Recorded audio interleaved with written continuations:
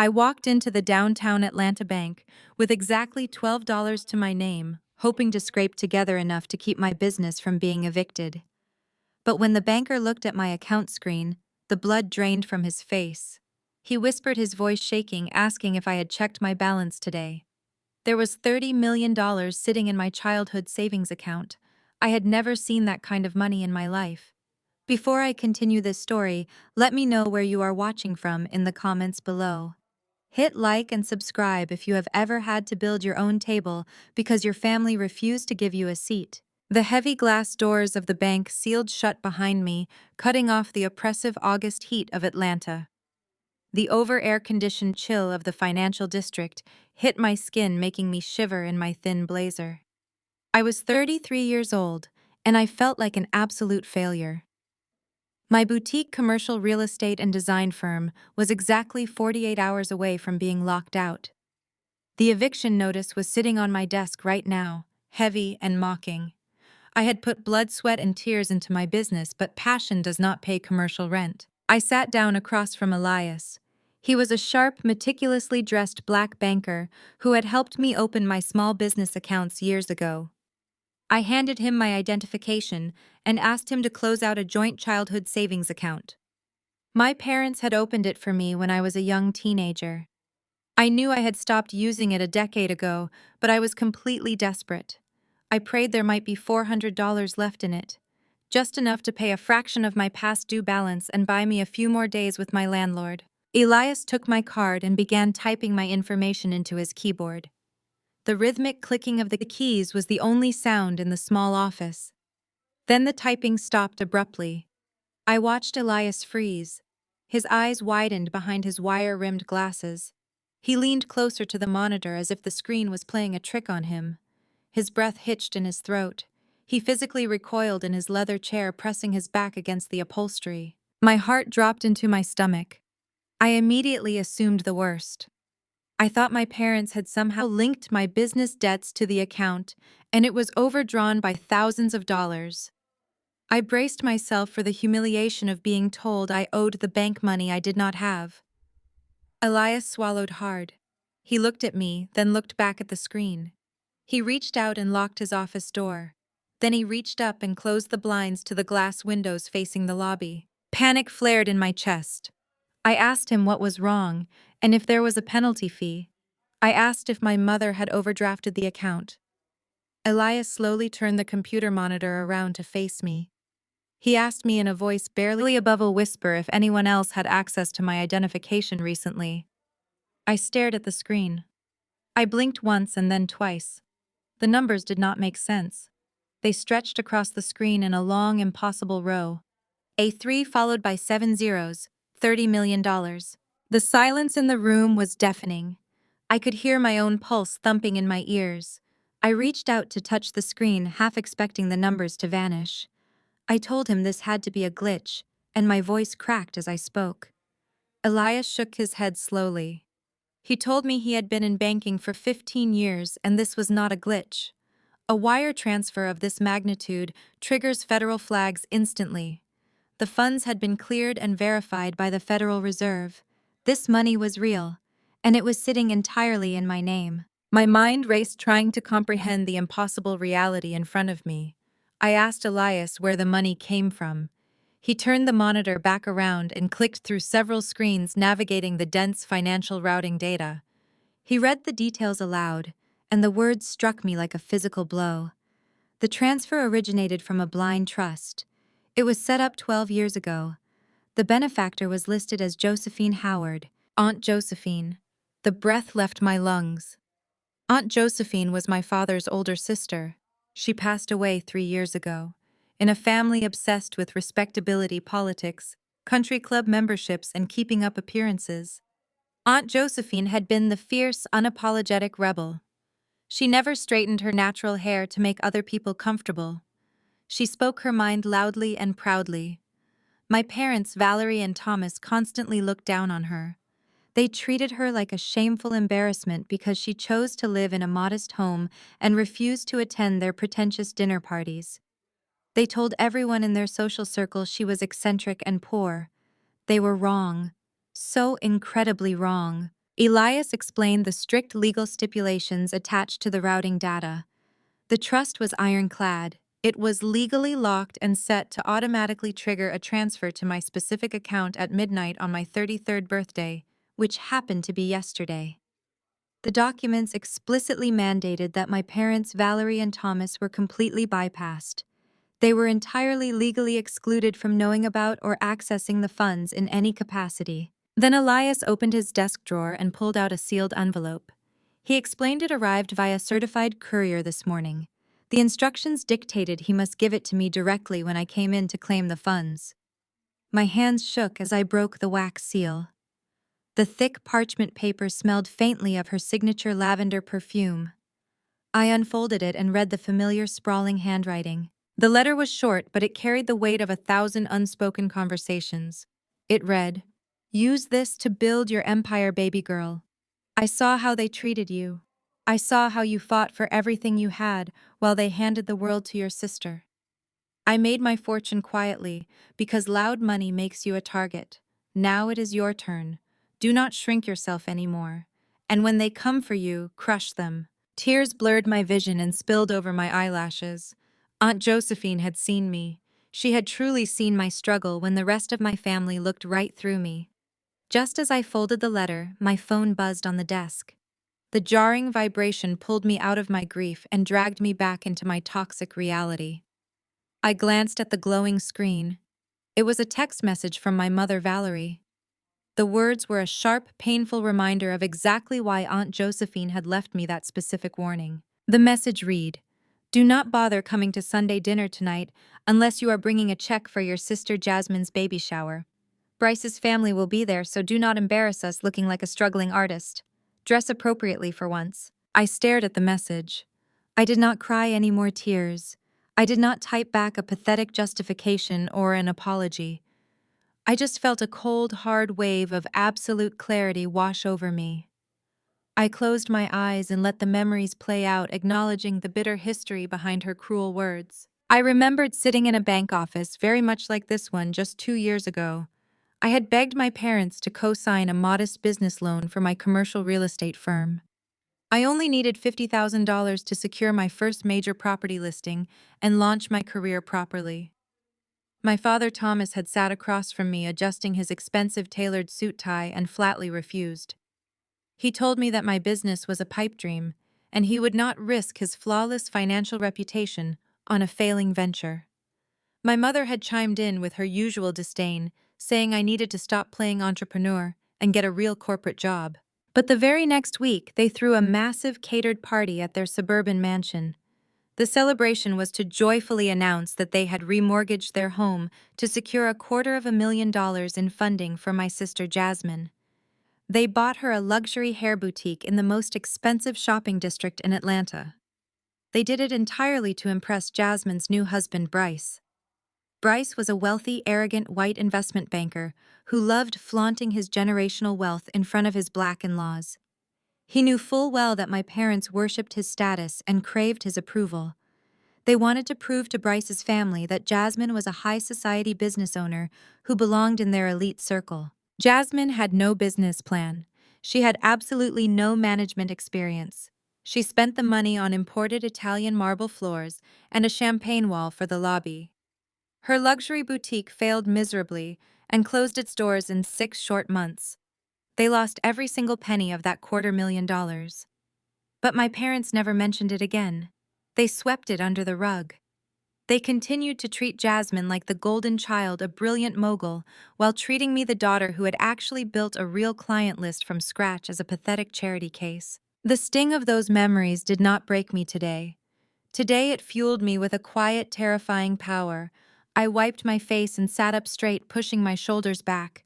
The desperate, exhausted woman who had walked into this bank 20 minutes ago was dead and gone. Aunt Josephine had handed me the ultimate weapon, and I was not going to waste a single drop of this opportunity. I looked across the desk at Elias. The banker was watching me carefully, waiting for my next instruction. I tapped my fingers on the smooth mahogany desk, my mind switching into high gear. I knew commercial real estate perfectly. I understood finance and corporate structuring better than anyone in my family realized. I knew exactly how to move money without leaving a single footprint behind. I told Elias, my voice steady and completely cold, that I needed to establish a private wealth management limited liability company immediately.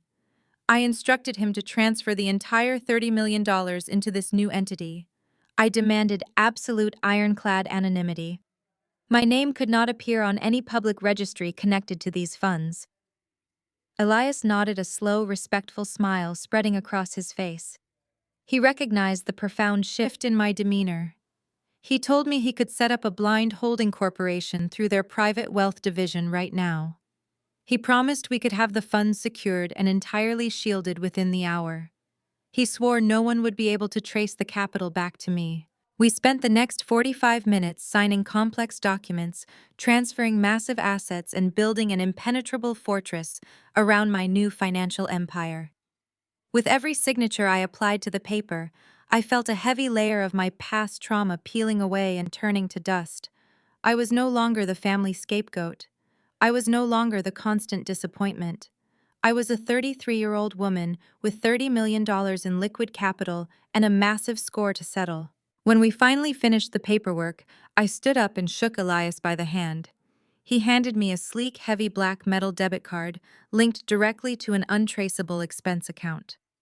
I walked out of his office and stepped through the sliding glass doors of the bank.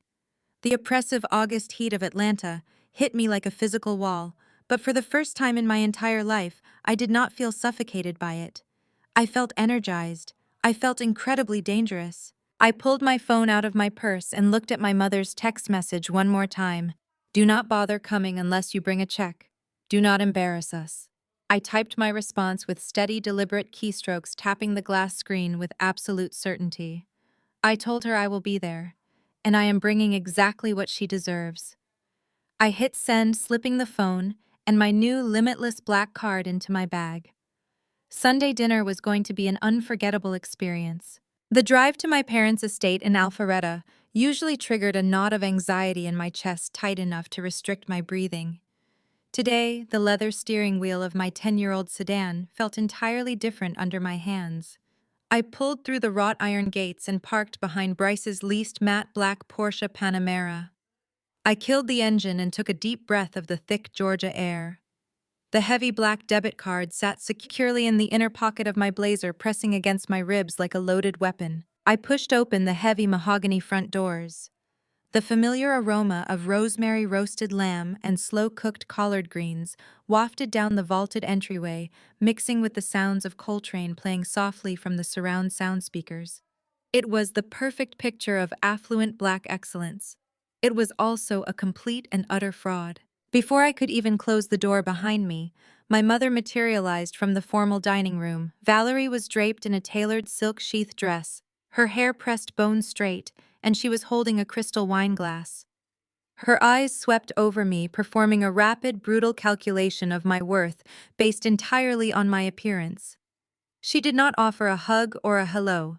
She immediately zeroed in on my natural curls and the modest navy blazer I wore.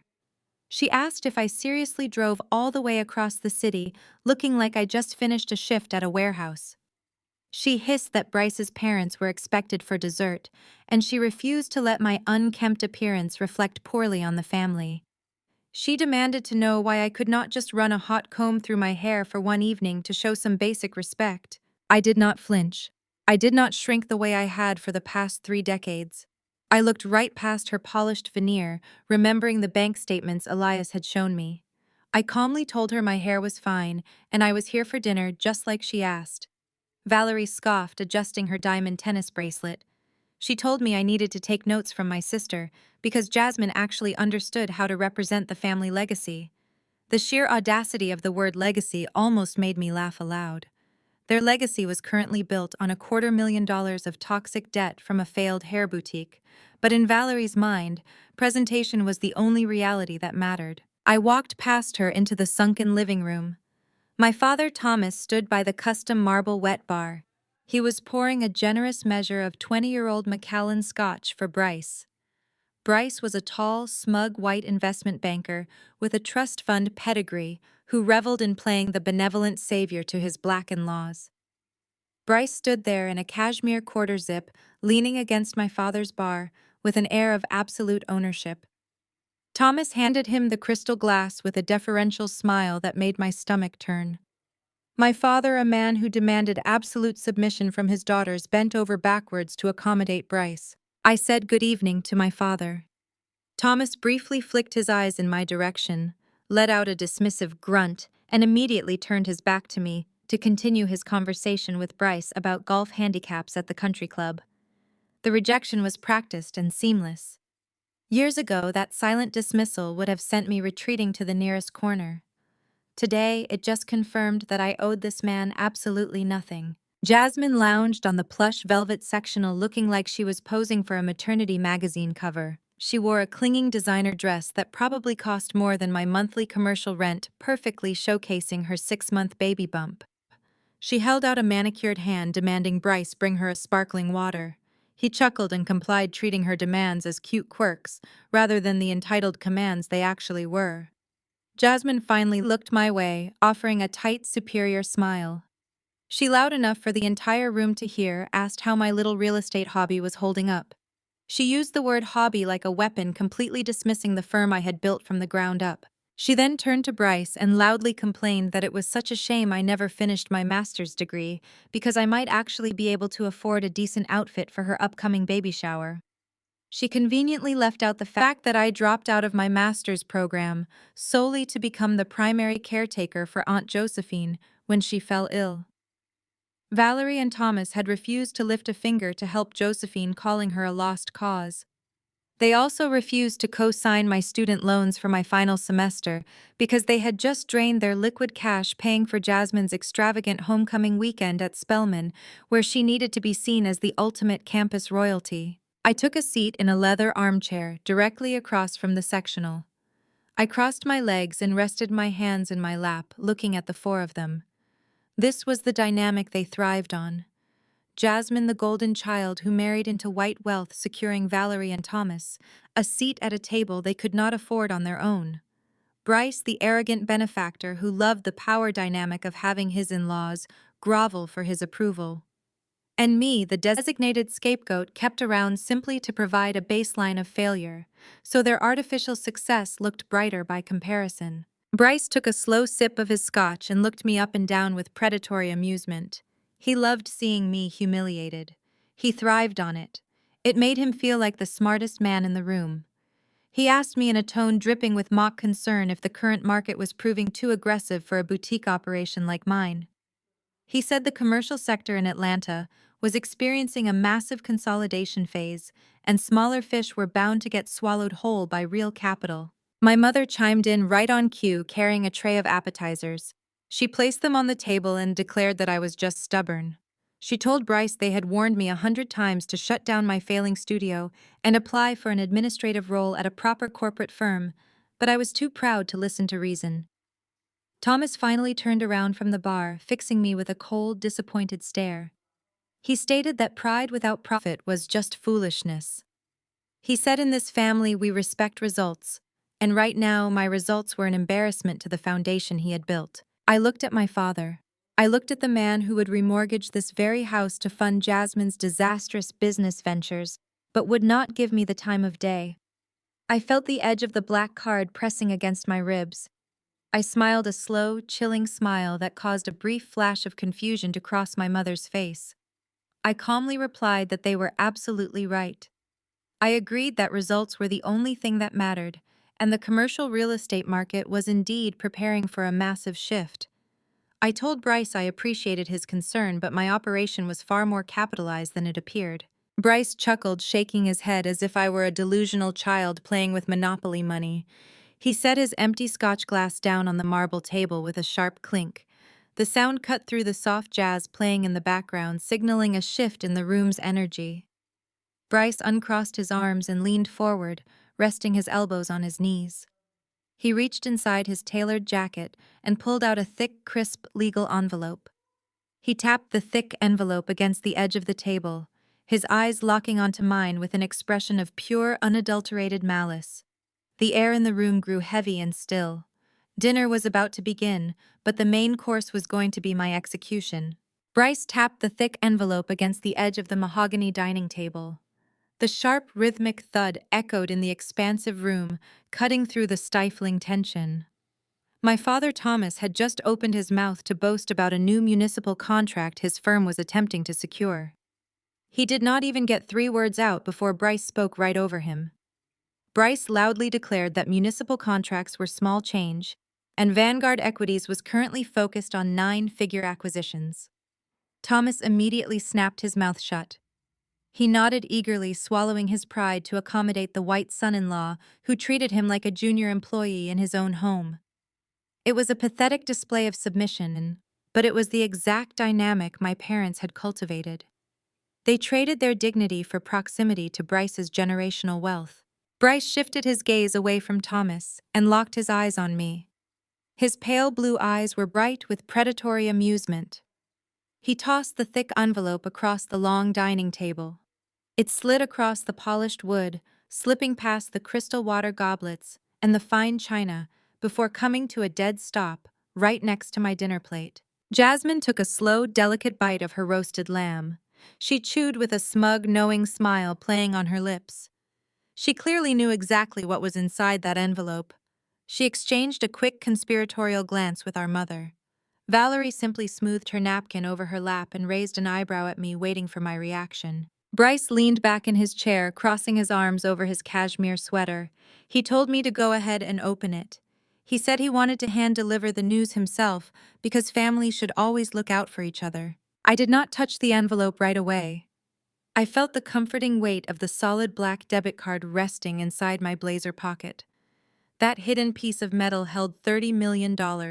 It held my absolute freedom. Because of that card, the heavy dread that usually paralyzed me in these family setups was completely gone. I picked up the envelope and broke the seal. I pulled out a stack of crisp legal documents printed on heavy bond paper. The bold black letters across the top of the first page read, "Notice to vacate." It was a mandatory 30-day eviction notice. I looked up from the paper. Bryce was swirling the scotch in his glass, wearing a grin that made my skin crawl. He proudly announced that Vanguard Equities had officially finalized the purchase of the entire historic commercial block on Auburn Avenue yesterday morning. That was the exact block where my boutique design studio was located. It was a historic black business district that I had fought tooth and nail to secure a lease in. Bryce took a sip of his drink and let out a satisfied sigh. He told me his firm was completely revitalizing the district. He used words like premium tenants and high-end aesthetic. He said they were bringing in artisan coffee shops and luxury tech hubs. Then he leaned forward, resting his elbows on the table. He looked me dead in the eye and said, "My little grassroots operation was just bad for the building's new demographic." He explicitly stated that my studio brought the property value down and did not align with the kind of capital they were trying to attract. The casual racism combined with the blatant familial betrayal hung in the air. He was actively gentrifying the space, destroying my livelihood, and gloating about it at my parents' dinner table. I waited for my father to intervene. I waited for Thomas to say a single word in defense of his own flesh and blood. Thomas just took another bite of his food, refusing to meet my eyes. Bryce let out a short, cruel laugh. He said he knew things had been tough for me financially, so he wanted to throw me a lifeline. He suggested I could come by the property this weekend and pack boxes for his demolition developers. He offered to pay me $20 an hour cash under the table to clean out my own business. He framed it as a generous favor to a struggling relative. Jasmine giggled. The sound was high-pitched and grating. She told Bryce he was being too generous. She looked at me and said my design studio was always just a cute little hobby anyway. She rubbed her pregnant belly and proudly stated that while her own luxury boutique might not have worked out, at least she had the sense to secure a husband who could actually provide. She looked me up and down and called my situation tragic. She said I was 33 years old, facing eviction and wearing clothes that belonged in a thrift store. Valerie immediately chimed in, jumping at the opportunity to pile on the abuse. She pointed her fork at me and sharply commanded me not to look ungrateful. She said Bryce was doing me a massive favor by giving me a much-needed reality check. Valerie raised her voice, demanding I stop playing entrepreneur and finally get a real corporate job. She said I had been playing pretend for 3 years and it was time to wake up. My mother then delivered the deepest cut she could muster. She loudly declared that if I had just finished my master's program, instead of dropping out and being lazy, I would have a proper career by now. The sheer audacity of her revisionist history was breathtaking. I had not dropped out of my master's program because I was lazy. I dropped out because Aunt Josephine was dying of cancer, and someone had to provide her full-time hospice care. Valerie and Thomas had completely abandoned Josephine. They called her a lost cause and refused to pay for a night nurse. When I begged them to co-sign a tiny student loan so I could finish my final semester while caring for her, they flatly refused. They claimed they had no liquid assets.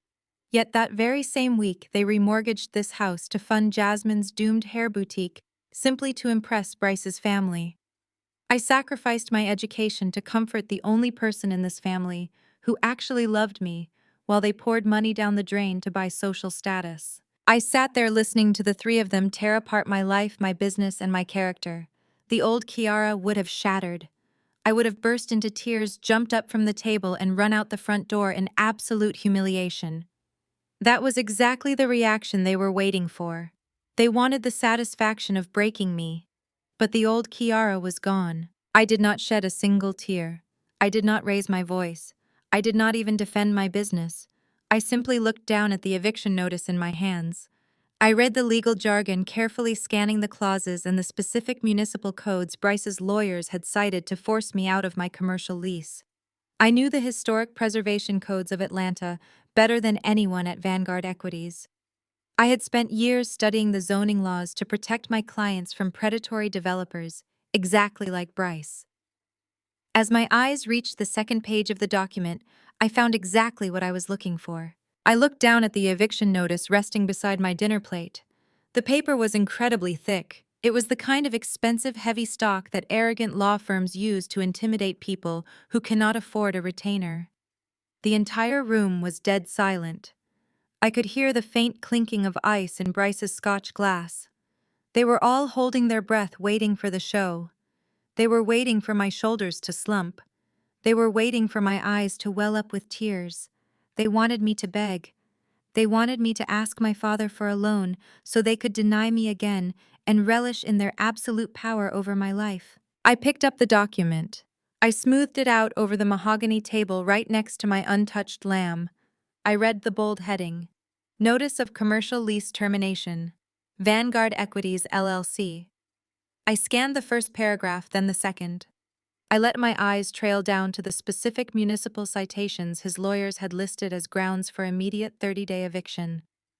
A slow, genuine smile spread across my face. I could not help it. The smile grew into a soft chuckle and then into a full, deep laugh. My laughter echoed against the vaulted ceiling of my parents' formal dining room. It was not a hysterical laugh. It was the sound of pure, unadulterated amusement. Bryce slammed his glass down on the marble coaster. His pale blue eyes narrowed into a furious glare. He demanded to know what was so funny about losing my livelihood. Jasmine sat up straight, crossing her arms over her maternity dress, her smug expression faltering. Valerie glared at me, telling me my behavior was erratic and inappropriate for the dinner table. I ignored my mother completely. I kept my eyes locked directly on Bryce. I asked him in a calm, even tone who exactly handled the due diligence for his firm on this acquisition. Bryce puffed out his chest and defensively stated that his senior legal team handled all his acquisitions. He boasted that they were the most expensive commercial real estate attorneys in Atlanta. I nodded slowly. I told him he needed to march into his office tomorrow morning and fire every single one of them. Thomas finally looked up from his plate, his brows knitting together in confusion. He was a businessman first and foremost. The mention of bad legal counsel had finally caught his attention. I picked up the eviction notice and held it up to the chandelier light. I told Bryce that he and his overpriced lawyers had made a catastrophic error. I explained that when arrogant out-of-state developers come down to Atlanta to buy up historic black commercial districts, they usually only look at the square footage and the gentrification potential. They never bother to read the actual community bylaws. I pointed my manicured finger at the third paragraph. I told him he cited a standard commercial redevelopment clause. But my design studio is located in the Sweet Auburn Historic District. It sits inside a legacy preservation zone. I explained that because my firm provides community-centered architectural and design services, we fall under a highly protected subclass of the City Historic Preservation Ordinance. That ordinance is attached to the deed of the building. It runs with the land. I kept my voice dangerously steady as I delivered the final blow. I informed Bryce that any new property owner attempting to change the usage type of a legacy commercial space or evict a legacy tenant without cause must provide a mandatory 12-month notice. Furthermore, that notice is completely invalid until the owner secures a unanimous approval vote from the Neighborhood Historic Preservation Board. I dropped the paper back onto the table. I told Bryce his 30-day eviction notice was legally void. It was an intimidating piece of trash. I told him he just spent tens of millions of dollars acquiring a building that he legally cannot renovate or flip for at least an entire year. His capital was effectively trapped. The color completely drained from Bryce's face. His arrogant smirk vanished, replaced by a look of sheer panic. He grabbed his phone from his pocket, likely calculating how much interest his firm was going to bleed if a multi-million-dollar property sat undeveloped for 12 months. He stammered, saying my interpretation of the law was ridiculous and his lawyers would crush me in court. Thomas stared at Bryce. My father was a man who worshipped success and competence. Seeing his wealthy white son-in-law get publicly dismantled by the daughter he deemed a failure caused a visible short circuit in his brain. The illusion of Bryce's flawless business acumen had just been shattered. Jasmine immediately jumped to her husband's defense. She slammed her hands on the table and yelled at me to stop being jealous of Bryce's success. She claimed I was just making up legal loopholes because I was bitter and broke. Valerie rushed to back up the golden child. My mother stood up from her chair, her silk dress rustling. She pointed a trembling finger at me. She commanded me to stop being difficult and just leave the building gracefully. Valerie shrieked that I was embarrassing the family by arguing with a seasoned investment banker who clearly knew more about money than I ever would. I slowly stood up from my chair. I looked at my mother. I looked at the woman who would rather see her own daughter destroyed than admit her son-in-law was a fraud. I told her the only embarrassment in this room was a family willing to let a mediocre man buy his way into their respect while he actively tried to erase their community history. I reached down and picked up the 2 pages of the eviction notice. I lined the thick, heavy papers up perfectly in my hands. I gripped the top edge tightly and pulled my hands apart. The loud, sharp sound of tearing paper ripped through the quiet dining room. I tore the document straight down the middle. I stacked the halves together and tore them again. I extended my hand over the center of the dining table, right above my mother's prized heirloom serving bowl. The bowl was filled to the brim with her famous slow-cooked collard greens and smoked turkey. I opened my fingers and let the shredded pieces of the legal document fall. The heavy paper fragments fluttered down, landing directly in the dark, rich broth, ruining the entire dish. Valerie let out a genuine shriek of horror. Jasmine gasped, covering her mouth. Bryce just stared at the ruined food, his jaw clenched so tight a vein pulsed in his neck. I picked up my purse and slung it over my shoulder. I looked at Thomas, who was still sitting frozen in his chair. I told my father he had backed the wrong horse. I turned on my heel and walked away from the dining table. I did not look back. I marched down the vaulted hallway, my heels clicking firmly against the hardwood floor. I grabbed the heavy mahogany front door and pulled it open, stepping out into the muggy Georgia night. I pulled the door shut behind me. The loud, solid slam of the wood echoing into the night was the most satisfying sound I had heard in over a decade. I walked down the long driveway toward my old sedan. The crickets were chirping loudly in the manicured bushes. The heavy southern heat enveloped me, but I felt entirely weightless. The solid black debit card rested securely in my blazer pocket. I had $30 million to my name, and my family had absolutely no idea the war they had just started. I got into my car and locked the doors. The adrenaline was pulsing through my veins, making my hands shake slightly, but my mind had never been more focused. I pushed the start button and the engine roared to life. I connected my phone to the car Bluetooth system. I did not hesitate for a single second. I dialed the direct private line Elias had given me. He answered on the second ring, his voice calm and professional. I did not bother with pleasantries. I stared out the windshield at Bryce's leased matte black Porsche parked in my parents' driveway. I told Elias I needed him to execute an immediate aggressive financial maneuver. I gave him the target. Vanguard Equities, Bryce's firm. I instructed Elias to leverage the private wealth management corporation we had just established. I told him to go into the secondary financial markets tomorrow morning as soon as trading opened. I gave the final lethal command. Buy their mezzanine debt. Buy every single uncollateralized loan attached to Vanguard Equities. Buy all of it. The next 2 weeks blur together in a relentless haze of black coffee and encrypted financial transfers. I practically live inside my sweet Auburn design studio. The drafting tables that are usually covered in commercial blueprints and fabric swatches are now completely buried under stacks of debt portfolios and corporate loan agreements. Elias works absolute miracles from his end at the private wealth management division. We move with surgical precision. We set up 4 different shell companies registered in Delaware and Wyoming. Each one is a ghost entity completely untraceable back to me or Aunt Josephine's trust. Through these blind holding companies, I begin ruthlessly swallowing every single piece of unsecured debt Vanguard Equities has floating in the secondary financial markets. Bryce thinks he is an untouchable financial genius, but his arrogance is his fatal flaw. Vanguard Equities is bleeding cash and surviving entirely on high-interest short-term loans. He is aggressively buying up historic commercial real estate across Atlanta to gentrify the districts. But his capital is now trapped in properties he cannot legally develop for 12 months. He did not account for the historic preservation zoning loophole I threw in his face. To keep his investors satisfied, and the lights on Bryce has been taking out massive amounts of mezzanine debt. He practically handed me the keys to his kingdom. I buy it all.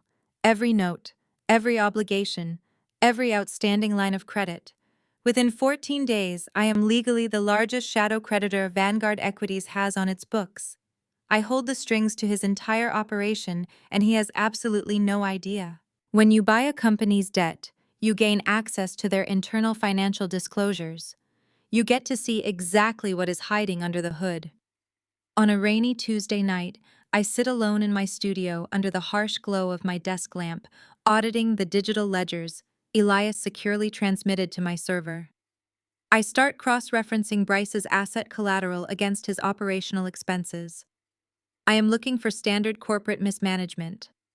I am looking for overvalued assets or reckless spending. But what I find hidden deep within the accounting software is so much darker. It is not just poor business strategy, it is a straight-up criminal enterprise. The numbers on the screen do not lie. I trace the origin of Vanguard's liquidity pool. Bryce has been actively commingling private client investment funds with his firm's operational accounts. He is moving money through a complex labyrinth of offshore shell accounts to hide the trail, but I know exactly what to look for. He is stealing. He is embezzling millions of dollars from his own private wealth management clients to cover his massive commercial real estate losses and fund his extravagant personal lifestyle. The deeper I dig into the ledgers, the colder my blood runs. I pull up the master list of the defrauded private clients to see who he is victimizing. I scroll past dozens of wealthy Atlanta names until my eyes lock onto a specific joint account. The names hit me like a physical strike. Thomas and Valerie, my parents. I click into their portfolio history and feel the air physically leave my lungs. The retirement account my father spent 40 years building the nest egg he bragged about at every single family gathering is completely decimated. The balance is functionally zero.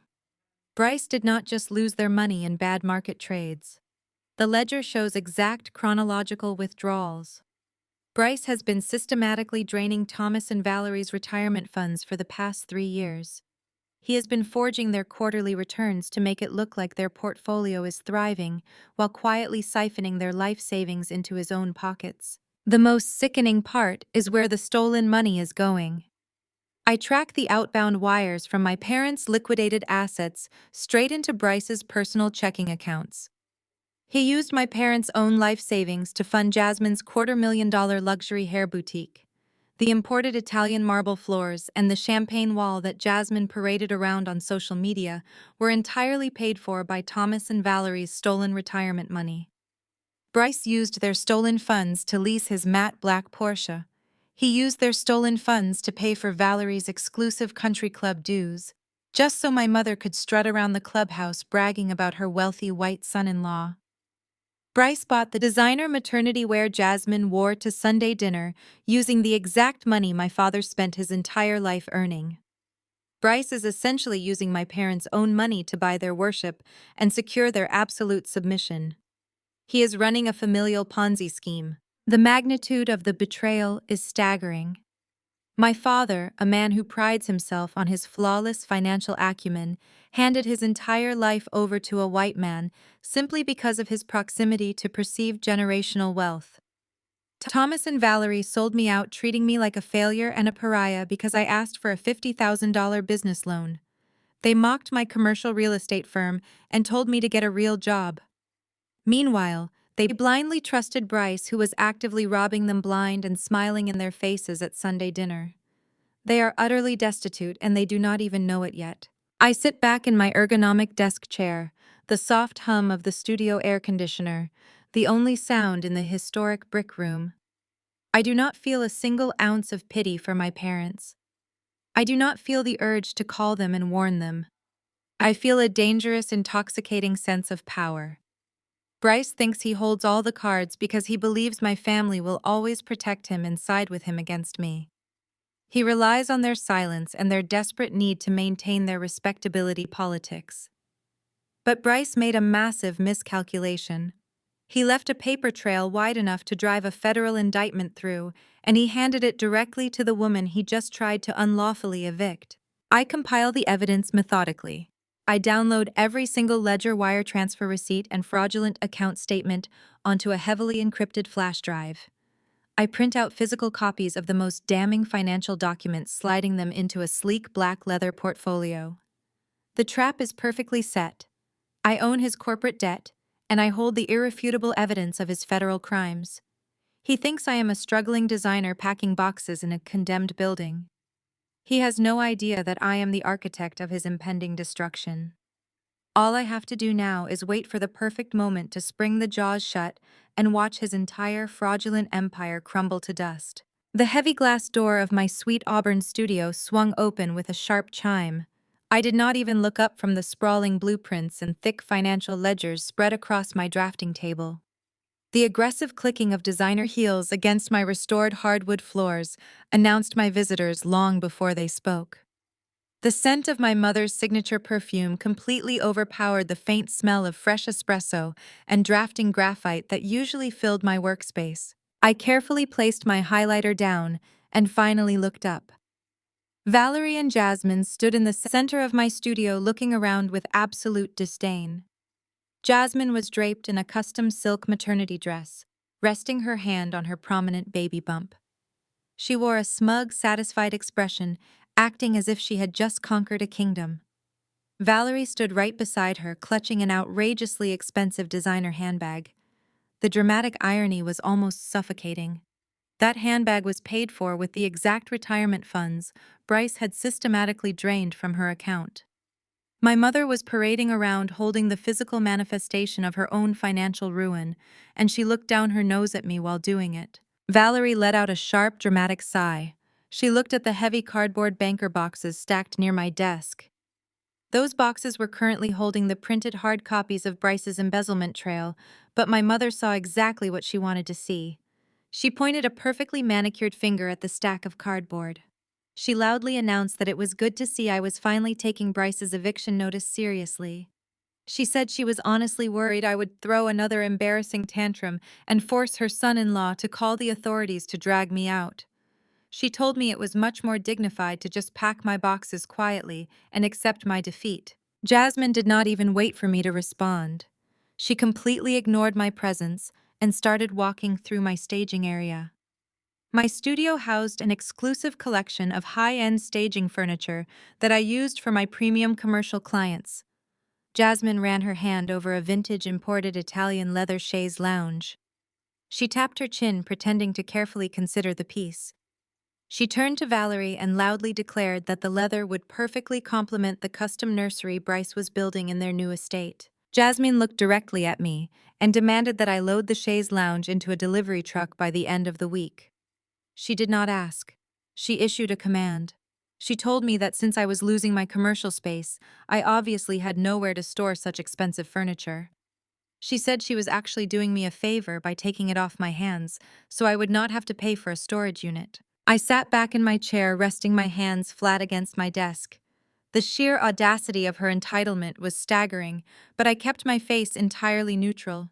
I calmly informed Jasmine that the staging furniture was inventory for my firm and it was not available for personal donation. Valerie stepped forward, immediately stepping into her role as the ultimate enforcer. She slammed her hand down on my drafting table, rattling my coffee cup. She raised her voice, telling me to stop being so deeply selfish. Valerie firmly stated that I owed this family. She claimed I was incredibly ungrateful to deny my pregnant sister a single piece of furniture after everything they had done to support me. My mother looked me dead in the eye and delivered a masterclass in rewriting history. She loudly proclaimed that I owed them for putting a roof over my head 3 years ago. She said they graciously allowed me to sleep in my childhood bedroom when I dropped out of my master's program and failed at my education. She said they fed me and housed me when I had absolutely nothing, and handing over a simple leather chair was the absolute least I could do to repay my debt. I looked at the woman who gave birth to me. The anger inside me did not boil over. It crystallized into pure solid ice. I did not drop out of my master's program because I failed. I dropped out because Aunt Josephine was diagnosed with terminal cancer. I moved back into that house because Valerie flatly refused to lift a single finger to care for her own dying sister. Valerie claimed hospice nurses were too expensive, and she did not want medical equipment ruining the aesthetic of her suburban mansion. So I paused my entire life. I bathed Aunt Josephine. I administered her pain medication. I held her hand through the darkest hours of the night, while Valerie hosted lavish dinner parties downstairs, completely ignoring the dying woman in the guest room. Valerie and Thomas refused to co-sign a small student loan that would have allowed me to finish my final semester online while providing that round-the-clock care.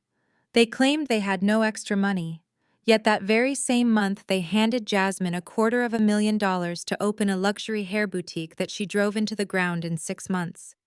They forced me to sacrifice my education to do the grueling emotional labor they were too selfish to do themselves. And now Valerie was standing in my studio using that exact sacrifice as a weapon to call me a failure. I looked at the Italian leather chaise lounge.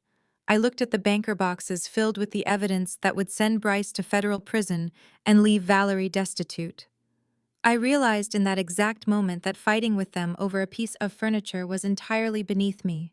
I was playing chess, and they were playing checkers.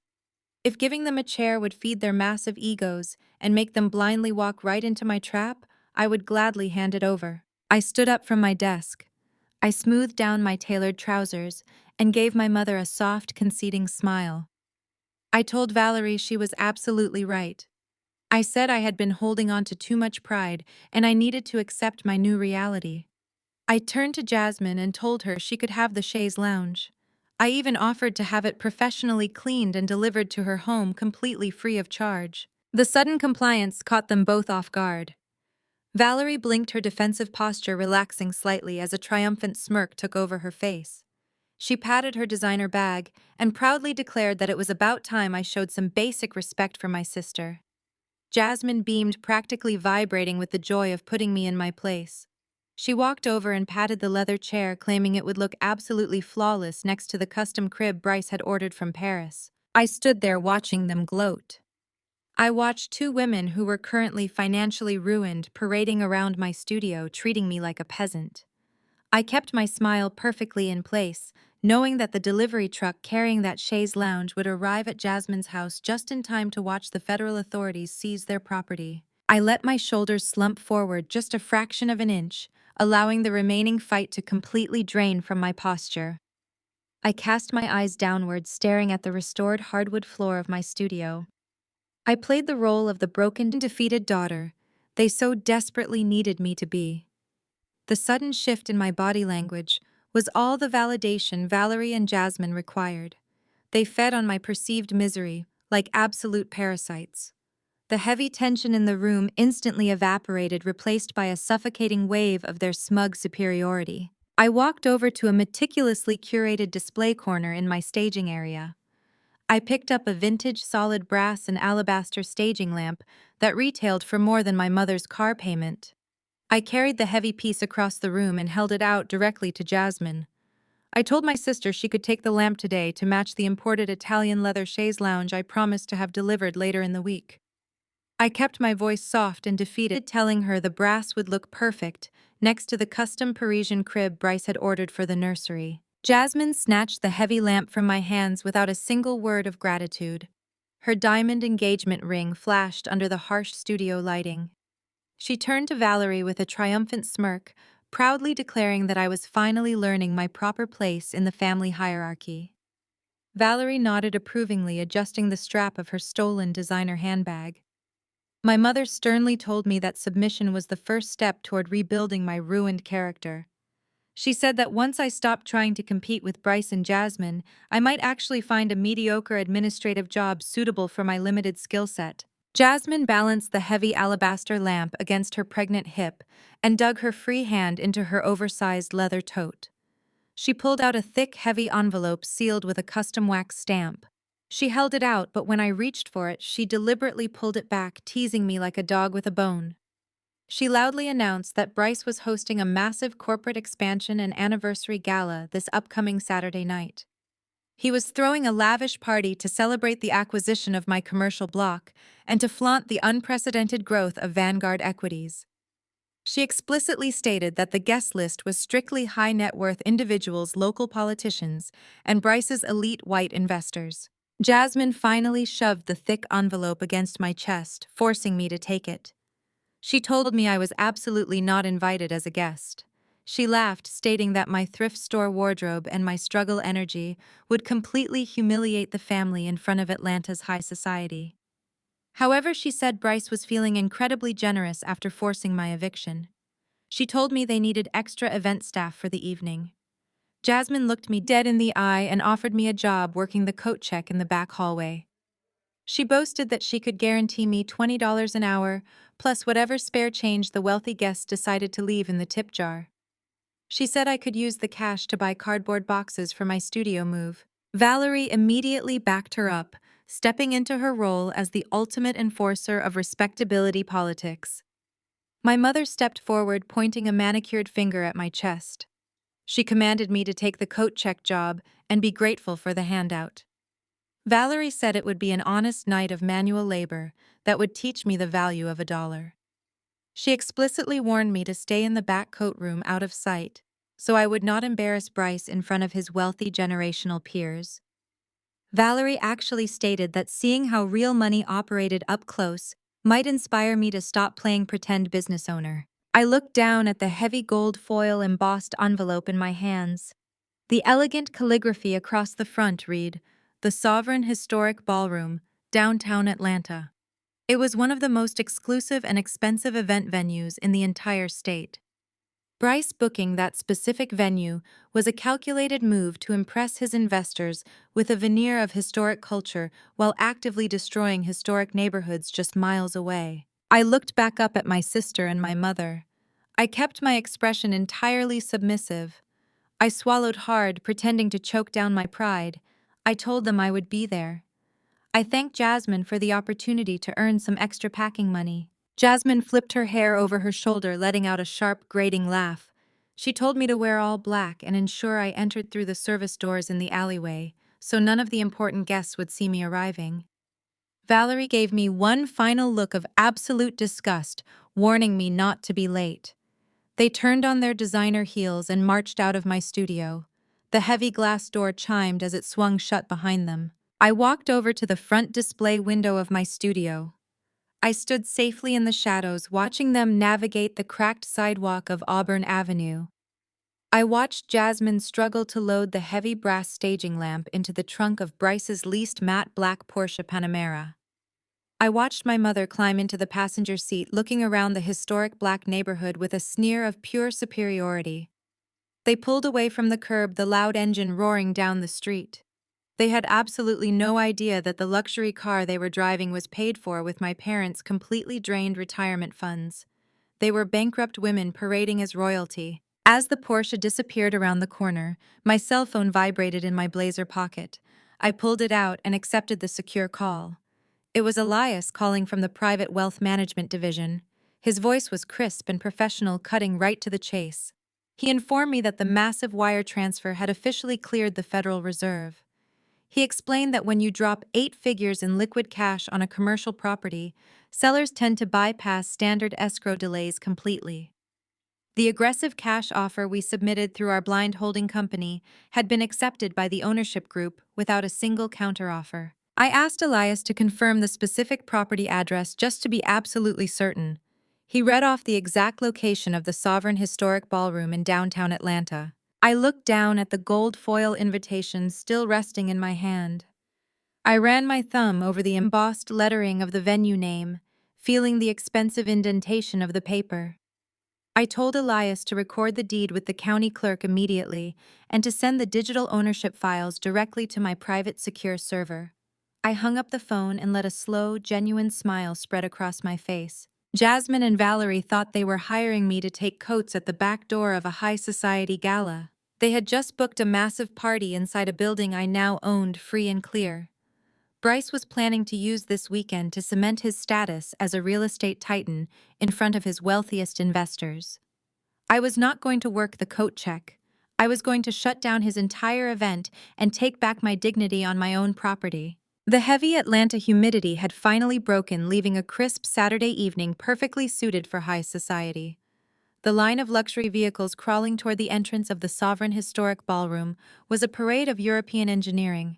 I sat in the plush leather back seat of the chauffeured Maybach that Elias had arranged for me. Through the tinted privacy glass, I watched the valet attendants scrambling to open doors for state senators, real estate moguls, and Bryce's wealthy investors. I looked down at my dress.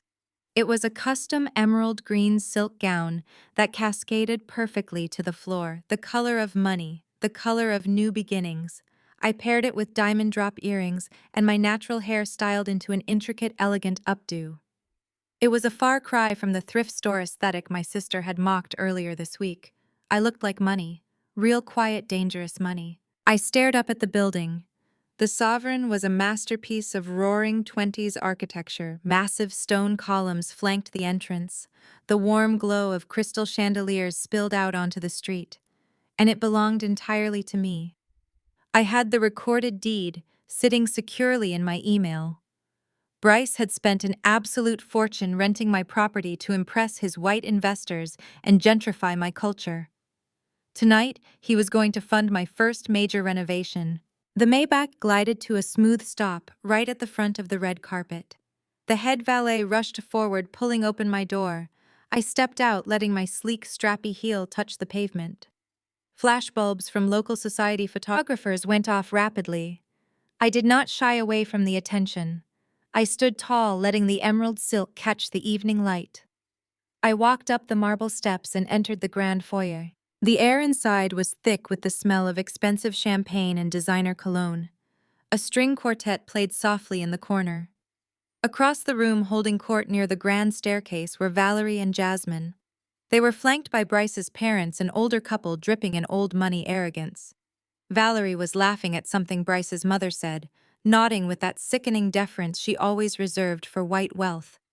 My mother constantly bent over backwards to accommodate them, desperate to prove we belonged in their elite circle. Then Jasmine's eyes locked onto me. Her crystal champagne flute froze halfway to her mouth. The smug, superior smile slid completely off her face, replaced by sheer, unadulterated panic. She tapped Valerie's arm frantically, pointing a manicured finger in my direction. My mother turned. The color drained so fast from her face she looked like she might faint right there on the marble floor. In her mind, I was supposed to be sneaking through the back alleyway in a cheap black polo shirt, ready to hang coats in a dark closet. I was supposed to be her invisible shame. Valerie excused herself from Bryce's parents with a strained, artificial smile. She and Jasmine Power walked across the foyer, their designer heels clicking furiously against the stone. They intercepted me right before I could step into the main ballroom. Valerie did not say hello. She did not ask how I was doing. She lunged forward and clamped her hand tightly around my bare arm, her fingernails digging painfully into my skin. It was the exact same punishing grip she used when I was a child and dared to speak out of turn in public. She dragged me a few steps toward a heavy velvet curtain that shielded a service corridor. She hissed through gritted teeth, demanding to know what on earth I thought I was doing. She looked me up and down, her eyes wide with frantic horror. She asked where I stole the dress and why I was walking through the front door like an invited guest. She sharply whispered that Bryce's senior partners were in the next room, and I was going to ruin everything they had worked for. Jasmine stepped up right behind her, practically vibrating with anxiety. She adjusted her heavy maternity gown and glared at me with pure hatred. Jasmine snapped that I was always trying to steal her spotlight. She reminded me of her college graduation dinner when she threw a massive tantrum because my simple promotion at work drew a tiny bit of attention away from her expensive degree. She told me to get to the back kitchen immediately before security threw me out onto the street. She said I was a broke, failed designer and my very presence was a massive insult to Bryce's prestigious firm. I looked down at my mother's hand gripping my arm. I did not flinch. I did not apologize. I did not shrink myself to make them comfortable. I slowly and deliberately reached over and removed her fingers from my skin one by one. I smoothed the emerald silk where she had wrinkled it. I looked my mother dead in the eye, keeping my voice dangerously calm and perfectly measured. I told her that I did not steal anything. I told her the dress was custom-made and paid for in cash. I looked at Jasmine and informed her that I would not be touching a single coat tonight, or any other night. I told them both that they were standing in the foyer of a building that demanded respect, and they were currently acting like unruly, ungrateful guests. Valerie scoffed, letting out a harsh, disbelieving breath. She pointed a shaking finger directly at my face. She commanded me to stop playing dress-up and get to the service quarters right this second.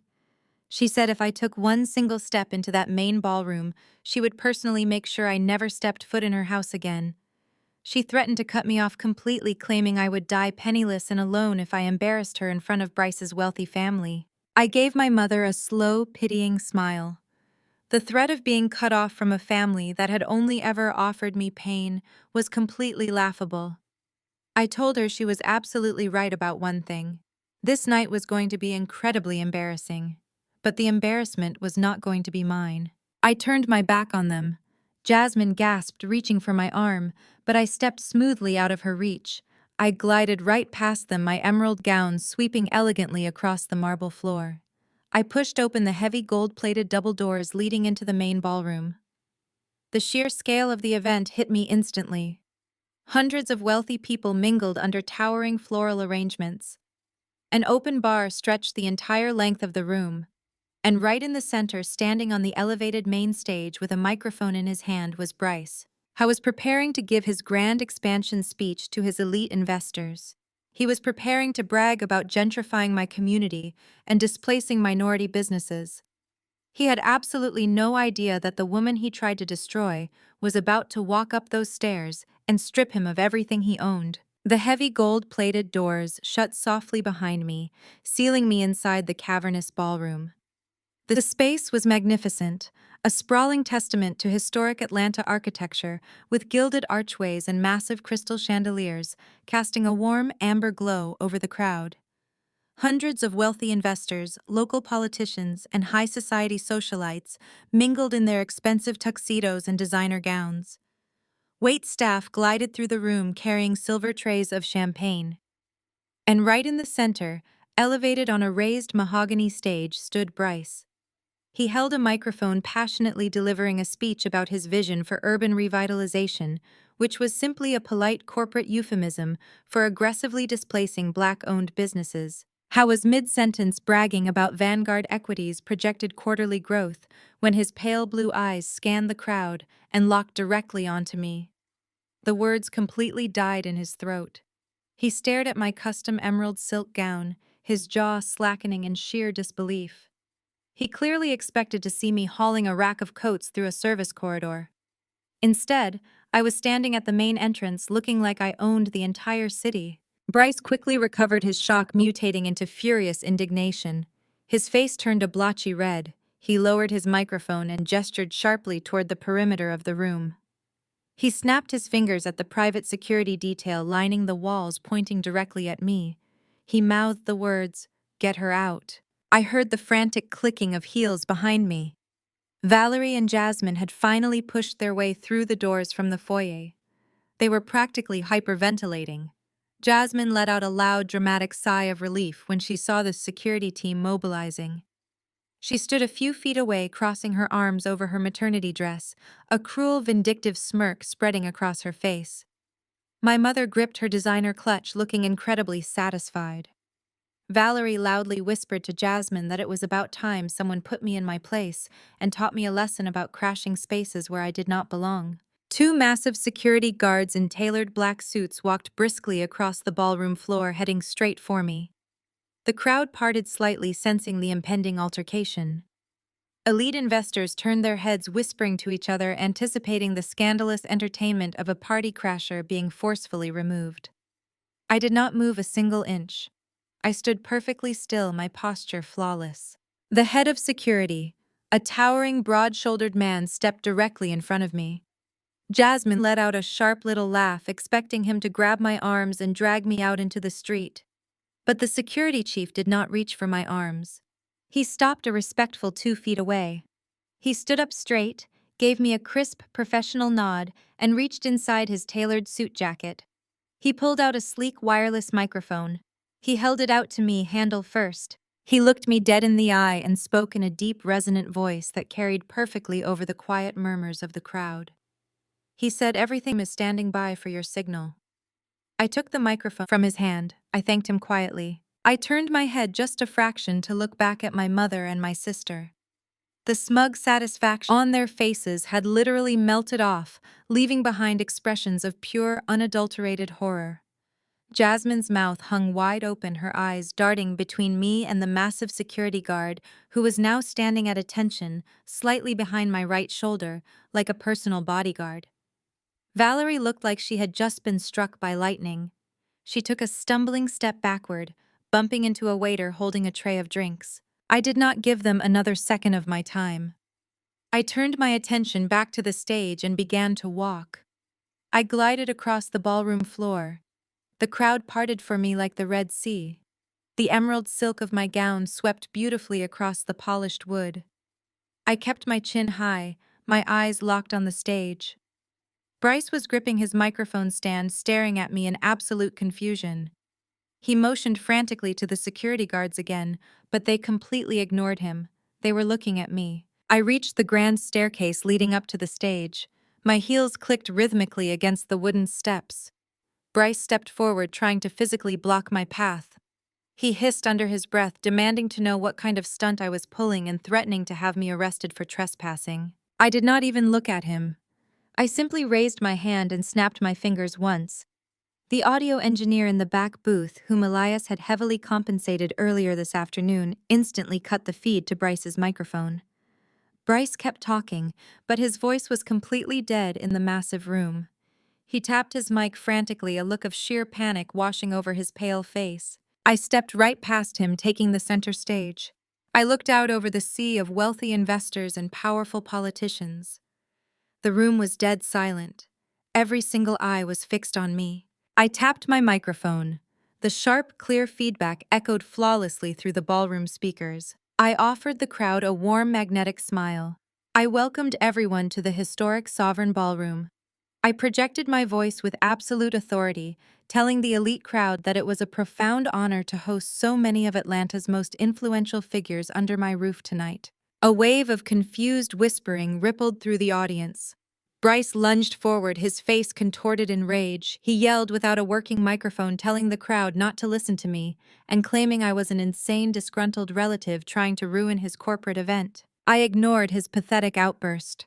I kept my eyes on the wealthy investors sitting in the front rows. I calmly explained that while Vanguard Equities had indeed planned to host their anniversary gala here this evening, there had been a slight change in the property management structure. I raised my hand and gave a subtle nod toward the audio-visual booth in the balcony. The massive presentation screens behind me, which had been proudly displaying the Vanguard Equities corporate logo, suddenly went completely black. A second later, a high-resolution image flashed across the massive digital displays, illuminating the entire stage. It was the official recorded property deed. The document was magnified to 20 feet tall for every single person in the room to read clearly. I pointed up at the screen. I walked the audience through the legal jargon highlighted in bright yellow. I showed them the final sale price. I showed them the transfer of ownership that had been legally recorded and verified by the county clerk just 4 hours ago. And most importantly, I showed them the name of the purchasing entity. It was the exact private wealth management corporation I had set up with Elias. I informed the crowd that I had purchased the Sovereign Historic Ballroom in a complete all-cash transaction. I owned the building free and clear. I looked over at Bryce, who was staring up at the screen with his jaw completely unhinged. The color had entirely drained from his face, leaving him looking sickly and hollow. I turned back to the audience, keeping my tone impeccably professional, but dripping with lethal authority. I explained that the previous ownership group had unfortunately neglected to disclose the pending cash sale to Vanguard Equities when Bryce signed his temporary event lease. Therefore, under the commercial venue transfer laws of the state of Georgia, his event contract was technically null and void. I took a slow, deliberate step toward the edge of the stage. I looked down at the front row where Jasmine was standing next to Valerie. Jasmine was gripping the edge of a cocktail table, her knuckles completely white. Her designer maternity dress suddenly looked cheap under the harsh glare of the projector screen. The wealthy socialite wives she had been desperately trying to impress all night were now stepping away from her, looking at her with a mixture of pity and absolute disdain. I spoke directly into the microphone, my voice echoing off the gilded walls. I stated that as the sole legal owner of this historic property, I had strict standards regarding the demographic of organizations I allowed to operate within my walls. I told the crowd that Vanguard Equities, with its predatory gentrification tactics and aggressive displacement strategies, simply did not align with my vision for community preservation. I used the exact same gentrification terminology Bryce had used against me at the dinner table, weaponizing his own arrogant phrasing right back at him. I turned to Bryce. He was shaking, physically trembling with rage and humiliation. He was trapped on a stage in front of the very people he needed to fund his over-leveraged firm. I looked him dead in the eye and delivered the final devastating blow. I told him his event was officially canceled. I told him he was currently trespassing on private property. I announced to the entire ballroom that I was giving Vanguard Equities and its staff exactly 1 hour to pack their boxes and vacate my building before I had my security team physically remove them for unlawful entry. The ballroom erupted. Investors began shouting, pulling out their phones to call their own legal counsel. Politicians immediately headed for the exits, desperate to avoid being associated with a public corporate scandal. The elite high society guests grabbed their coats and flooded the foyer, whispering frantically about the massive humiliation unfolding before their eyes. Jasmine could not take it. The illusion of her perfect wealthy lifestyle had just been publicly shattered in front of everyone she worshipped. She covered her face with her hands and burst into loud, hysterical tears. Her sobbing echoed over the chaos of the fleeing guests. She looked like a petulant child throwing a tantrum because her favorite toy had been taken away. Valerie rushed to her side, wrapping her arms around Jasmine's shaking shoulders, but my mother's eyes were locked on me. She stared up at the stage, looking at me with a terrifying realization. The daughter she had relentlessly mocked, the woman she had tried to banish to the kitchen coat check, was currently standing on a multi-million-dollar stage holding absolute power over their entire existence. Bryce let out a guttural scream of frustration. He kicked his microphone stand, sending it crashing off the stage. He charged toward me, his fists balled at his sides. Before he could even get within 5 feet of my emerald gown, the towering head of security stepped smoothly in front of me, forming an impenetrable wall of muscle and black tailoring. The security chief casually placed a hand on Bryce's chest, stopping him dead in his tracks. He leaned down and quietly informed Bryce that the clock was ticking, and he highly suggested the investment banker start walking toward the exit. I stood behind my security detail, untouched and entirely unbothered. I watched Bryce's fake empire begin to crumble in real time. I watched my sister weeping in her mother's arms, completely stripped of her unearned superiority. I had just taken my first real strike and the war was only just beginning. The security chief stepped aside just enough to let my father push his way through the fleeing crowd. Thomas was sweating through his tailored tuxedo. The veins in his neck were bulging. He pointed a trembling finger at my face and demanded that we take this out of the public eye immediately. He ordered me to step into the VIP lounge before I completely ruined the family name. I did not argue. I gave my security chief a brief nod, and we walked toward the heavy oak doors of the private VIP suite located just off the main stage. Jasmine was still sobbing uncontrollably in the ballroom, refusing to move, but Valerie and Bryce followed right on my heels. The heavy doors clicked shut, cutting off the chaotic noise of the panicked investors rushing for the exits. The VIP lounge was utterly silent. Bryce immediately began pacing the length of the room like a caged animal. He ripped his silk bow tie from his neck and threw it onto the floor.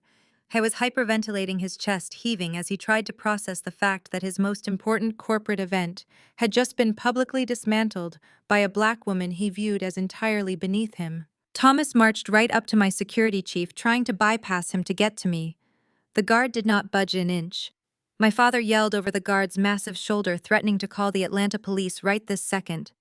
Thomas screamed that I must be running a massive scam. He said there was absolutely no way a struggling commercial designer who was facing eviction just 2 days ago could suddenly purchase a multi-million-dollar historic property in pure cash. My father looked me dead in the eye and accused me of laundering money for criminals. He said I was going to end up in federal prison, and he refused to let my criminal activities drag his pristine reputation through the mud. Valerie stepped forward, her eyes wide with frantic desperation. She clutched her diamond necklace and cried out that I had just destroyed Jasmine's entire life. My mother shrieked that Bryce's investors were going to pull their funding, and the family would be completely humiliated in front of every elite social circle in the state. Valerie demanded that I go back out onto that stage and tell the crowd it was a practical joke. She actually ordered me to hand the property deed over to Bryce to save his firm's reputation.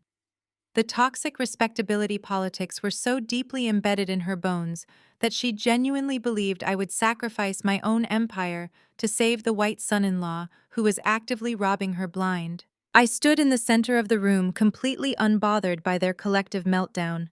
I did not raise my voice. I did not defend myself against my father's absurd accusations of money laundering. I simply reached out to my security chief.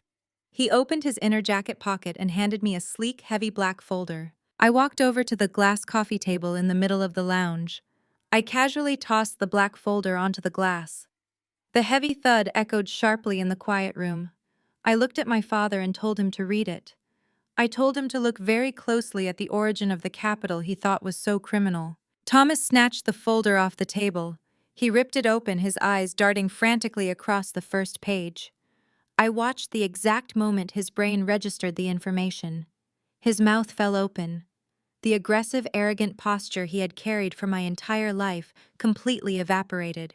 His hands began to shake so violently that the thick parchment paper rattled. He looked up at me, his face pale and completely devoid of comprehension. Valerie could not handle the suspense. She lunged forward and snatched the documents right out of her husband's trembling hands. She held the papers up to the light. I watched my mother's eyes scan the bold legal header. The Josephine Howard Blind Trust. Valerie stopped breathing. She read the verified account balance printed clearly at the bottom of the page, $30 million. The blood completely drained from my mother's face. Her knees buckled beneath her. She physically collapsed, falling backward into a plush velvet chair. She stared at the paper as if it were coated in poison. She began muttering under her breath, shaking her head in sheer denial. She kept whispering that it was impossible.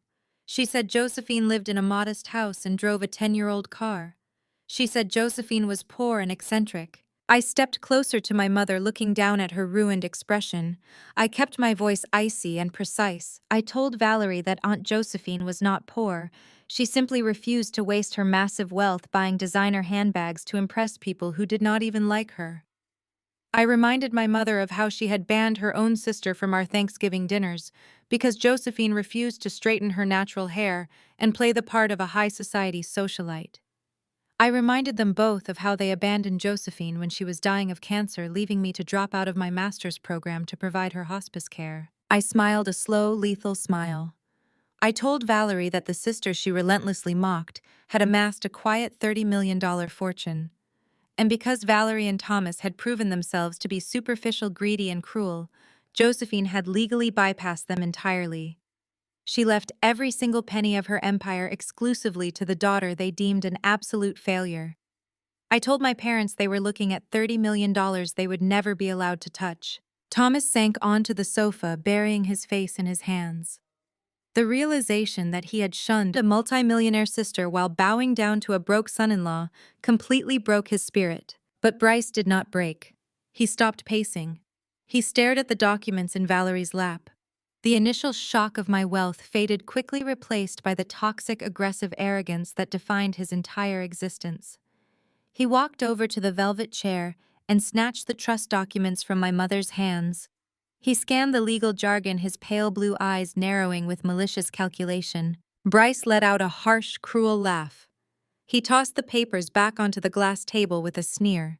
He stepped directly into my space, trying to use his height to intimidate me. The security chief shifted forward, but I held up my hands, stopping him. I wanted to hear exactly what Bryce had to say. Bryce looked down at me, his lips curled into a vicious smirk. He told me I was incredibly stupid for showing my hand. He said I might have the deed to this building today, but I was out of my depth playing in the big leagues. Bryce leaned in close, his voice dripping with venom. He told me I was nothing but a ghetto designer who got lucky with a dead aunt's bank account. He promised me he was going to call the most ruthless litigators in the city tomorrow morning. He stated he was going to file an emergency injunction, claiming I manipulated a sick elderly woman to rewrite her will. Bryce looked at my parents, then looked back at me with pure evil in his eyes. He said he would easily convince Thomas and Valerie to testify against my mental stability. He knew my parents were so desperate to maintain their proximity to his whiteness and his perceived status that they would gladly perjure themselves to help him steal my inheritance. I glanced at Thomas. My father, the man who was supposed to protect me, actually nodded his head slightly, agreeing with Bryce's horrific plan. The ultimate family betrayal unfolded right in front of my eyes. Thomas was willing to sell his own daughter out to a fraudulent son-in-law just to stay in Bryce's good graces. I did not show a single ounce of fear. I stared right back into Bryce's pale eyes. I knew something he did not know. I knew his firm was completely broke. I knew he was actively embezzling from his clients. I knew that if he hired those expensive litigators, he would have to pay their million-dollar retainers using stolen money. He was digging his own federal grave, and he was arrogant enough to hand me the shovel. Bryce straightened his cashmere jacket, looking down at me with absolute contempt. He delivered his final threat, telling me I should not get too comfortable in my custom emerald gown. He promised that my bank accounts would be entirely frozen by tomorrow afternoon. "You think you are rich," he sneered. "I will tie that will up in probate court for the next 10 years. You will be back to packing boxes by Friday." I pulled my phone from my blazer pocket and immediately dialed the direct line to Elias. I needed to ensure the trap was fully operational before Bryce even realized he had stepped into it. The line rang twice before Elias answered, his voice as calm and steady as ever. I did not bother with pleasantries. I told Elias that Bryce had just served me with an emergency injunction from a top-tier corporate litigation firm. I explained that Vanguard Equities was attempting to freeze the Josephine Howard Blind Trust based on sworn affidavits from my parents claiming undue influence and elder exploitation. Elias let out a low, sharp whistle. He noted that Bryce must be completely desperate to leverage a high-priced firm for a probate battle. Elias asked me if I wanted him to mobilize our own legal defense team to squash the injunction immediately. He reminded me that our lawyers could have the fabricated affidavits dismissed within 48 hours, given the ironclad nature of Josephine's trust structure. I told Elias to hold our legal team back. I instructed him to let the courts process the temporary injunction. I wanted the freeze to officially hit my visible accounts. Elias paused, a subtle note of confusion in his usually unflappable demeanor. He warned me that allowing the freeze to take effect would temporarily restrict my direct access to the 30 million in liquid capital. I smiled, staring at the recycling bin where Bryce's intimidation tactics currently sat. I explained my strategy to the banker. I told Elias that Bryce was bleeding cash and acting entirely out of arrogant desperation. I revealed the audit data I had uncovered, confirming that Bryce was actively using embezzled client funds to pay the massive retainers for those ruthless litigators. Bryce was literally paying for his own federal indictment with every billable hour his lawyers racked up. I wanted him to spend millions fighting a ghost. I also needed my family to believe they had won. Valerie and Thomas had just committed perjury to support a white son-in-law who was actively draining their life savings. Jasmine was parading around Atlanta completely oblivious to the fact that her luxury lifestyle was a house of cards. If they thought the injunction was successful, they would become careless. They would boast, they would gloat, and they would publicly tie their reputations completely to Bryce's fraudulent empire. Elias chuckled, a low sound of pure professional appreciation. He agreed to the maneuver immediately. He confirmed he would allow the standard procedural freeze to take effect on the primary trust conduit, while ensuring the bulk of my operational capital remained shielded within our untraceable private wealth management LLCs. My business would not suffer a single disrupted cash flow, and Bryce would believe he had me completely cornered. Before I hung up, I gave Elias one final instruction. I told him to draft a heavily redacted official-looking notification regarding the temporary account freeze. I needed the document to look devastating, as if the courts had entirely stripped me of my newly acquired wealth and flagged my assets for investigation. I wanted the notification sent directly to my personal email address. Elias promised the document would be in my inbox within the hour. I spent the rest of the morning reviewing the renovation plans for the Sovereign Historic Ballroom, intentionally keeping my mind focused on my empire. When the notification from Elias finally hit my inbox, it was a masterpiece of intimidating legal jargon. It explicitly stated that all funds connected to the Josephine Howard Trust were locked pending a lengthy probate investigation, and that any unauthorized financial activity would be met with severe penalties. I forwarded the email directly to Jasmine's personal account. I did not include a subject line or a message. I just sent the raw document. I knew exactly what my sister would do. Jasmine lacked any capacity for discretion or strategic thinking. The moment she saw a document suggesting I was broke and under investigation, she would not be able to contain her vicious glee. She would view the email as absolute proof of her husband's unmatched power and my ultimate defeat. I leaned back in my chair, interlacing my fingers. The bait was in the water. Now all I had to do was let them choke on it. My phone vibrated violently against the glass surface of my drafting table. The caller identification displayed Elias on the secure line. I picked up the phone and his voice came through tight and uncharacteristically frantic. He did not bother with a greeting. He told me the probate judge had just signed the emergency injunction Bryce requested. The gavel had fallen, and the court officially executed a temporary freeze on the liquid capital inside the Josephine Howard Blind Trust. Elias sounded genuinely stressed, explaining that the judge took the injunction seriously entirely because of the sworn affidavits my parents had submitted. Elias explained the grim legal reality. He said courts rarely see parents actively testify against their own child's mental stability unless there is a legitimate crisis. Thomas and Valerie had painted a devastatingly convincing picture of a manic, unstable daughter who preyed upon a dying aunt. They weaponized my previous mental health struggles, the very depression I sank into when they abandoned me to care for Josephine, and twisted it into a narrative of predatory manipulation. Because my own flesh and blood backed up Bryce's claims, the judge had no choice but to lock the $30 million down, pending a full psychological and financial review. I listened to Elias breathe heavily through the phone receiver. I stood up from my drafting table and walked over to the large floor-to-ceiling window of my studio, looking out over the busy Atlanta street. I did not feel a single drop of panic. I did not feel the crushing anxiety I used to experience whenever my family conspired against me. I felt a slow, cold smile spread across my face. I told Elias to take a deep breath and calm down. I kept my voice perfectly measured and entirely relaxed. I explained to my banker that we were exactly where we needed to be. I told him this temporary freeze was not a defeat. It was the absolute perfection of the trap. I broke down the financial mathematics for him. I reminded Elias about the secret audit I had conducted on Bryce's overleveraged firm. Bryce had just hired one of the most ruthless and notoriously expensive corporate litigation firms in the entire state of Georgia to file this injunction. Firms of that caliber do not accept a case of this magnitude without a massive upfront retainer, usually hovering around $2 million. They demand cash to initiate aggressive probate warfare. I pointed out to Elias that Vanguard Equities was functionally bankrupt. Bryce had absolutely no legitimate corporate liquidity left to pay that $2 million legal retainer to fight me.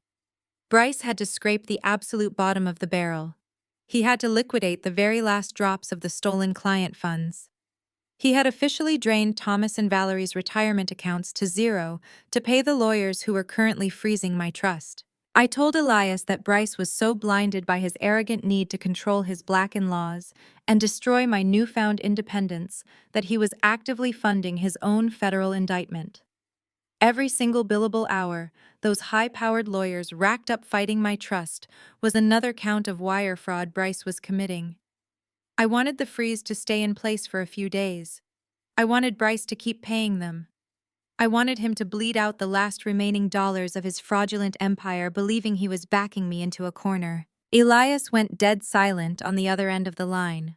I could hear the realization clicking into place in his mind. The panic completely left his voice, replaced by a dark, profound respect. He agreed to let the procedural freeze hold and promised to monitor the opposing legal counsel's billing activity through back channels. I hung up the phone and walked back to my computer monitor. Bryce had taken the bait and locked himself in a cage, but I needed to ensure my family stayed inside that cage with him. If Thomas or Valerie suspected for a single second that their retirement funds were gone, or that Bryce was vulnerable, they might panic and seek outside financial counsel. I needed them to feel overwhelmingly victorious. I needed them to believe that their betrayal had worked perfectly and that I was completely ruined. Arrogance breeds carelessness, and my family was incredibly careless when they felt superior. I sat down in my ergonomic chair and cracked my knuckles. I opened my secure email server and downloaded the official court notification regarding the temporary trust freeze that Elias had forwarded to me. I opened a sophisticated PDF editing software program. I was a commercial designer by trade, and manipulating digital documents was second nature to me. I began systematically altering the court document. I heavily redacted large sections of the text, making it look like a highly confidential internal legal memo. I intentionally left the bold header confirming the total freeze of the $30 million trust completely visible. Then I carefully inserted a fabricated paragraph near the bottom of the page. Using exact matching typography, I drafted a clause stating that the court was moving to aggressively seize my personal business assets. I made it explicitly read that my boutique commercial real estate firm was being flagged for immediate liquidation to cover impending legal sanctions and federal penalties resulting from the fraud allegations. I stepped back and reviewed my work. It was a masterpiece of legal intimidation. The document painted a picture of absolute financial devastation. It made it look like I had not only lost the $30 million, but that I was entirely bankrupt, on the verge of losing my business and facing severe criminal prosecution.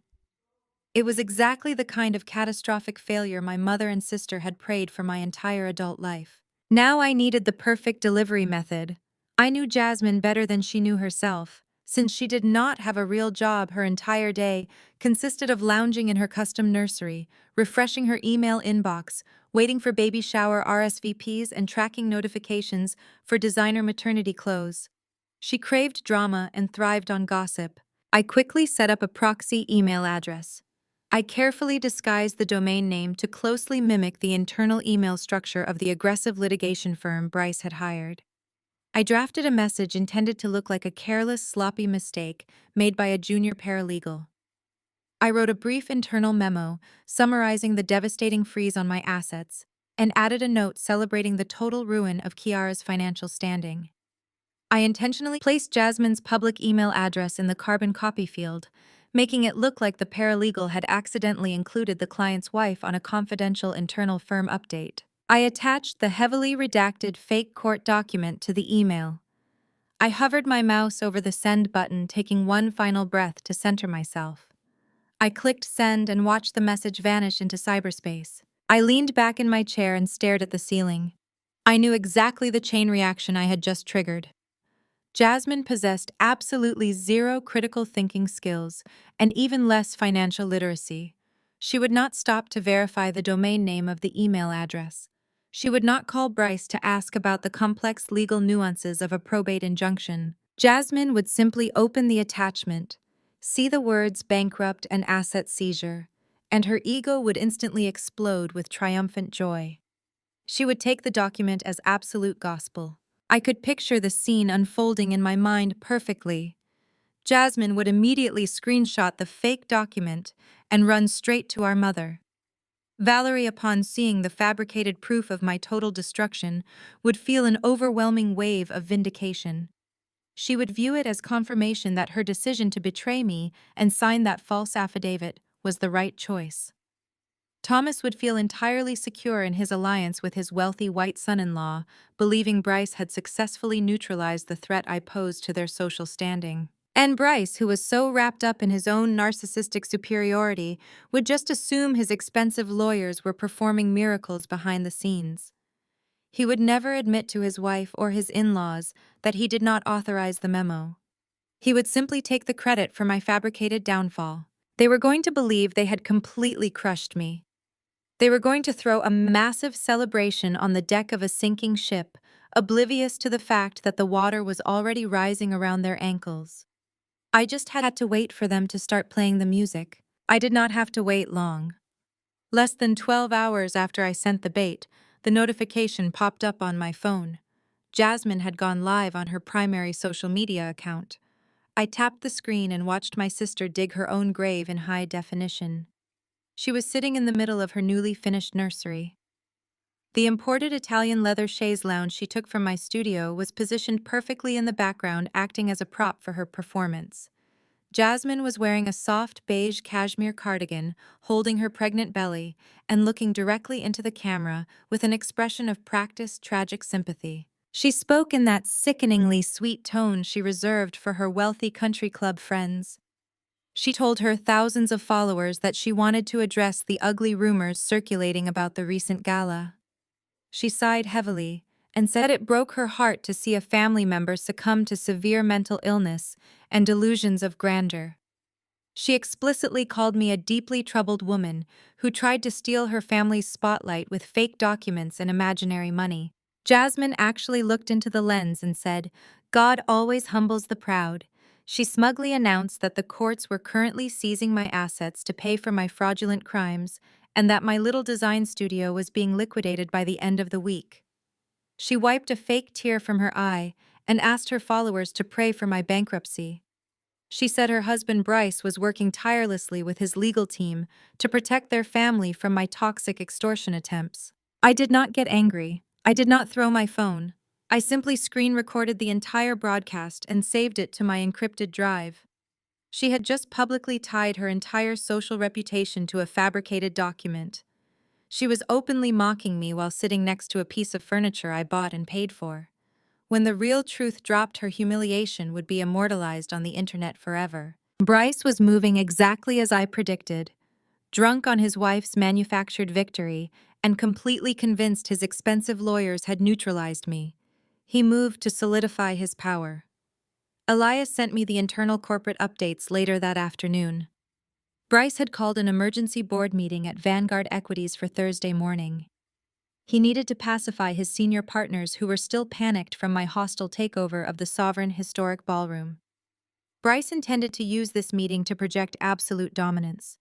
He wanted to assure his wealthy white investors that the hiccup at the gala was handled and that he had successfully frozen a $30 million trust that he somehow planned to absorb into his operational capital. I was so incredibly arrogant, he even invited my father to attend. Thomas had no official business at Vanguard Equities, but Bryce brought him along as a prop. Thomas was the token black father-in-law serving as living, breathing proof that Bryce was the benevolent savior of our family. Bryce needed Thomas in that room to validate the narrative that I was crazy and that Bryce was the victim. I could picture Thomas sitting in that sleek glass-walled boardroom chest, puffed out wearing his best tailored suit, desperate for the validation of Bryce's billionaire partners.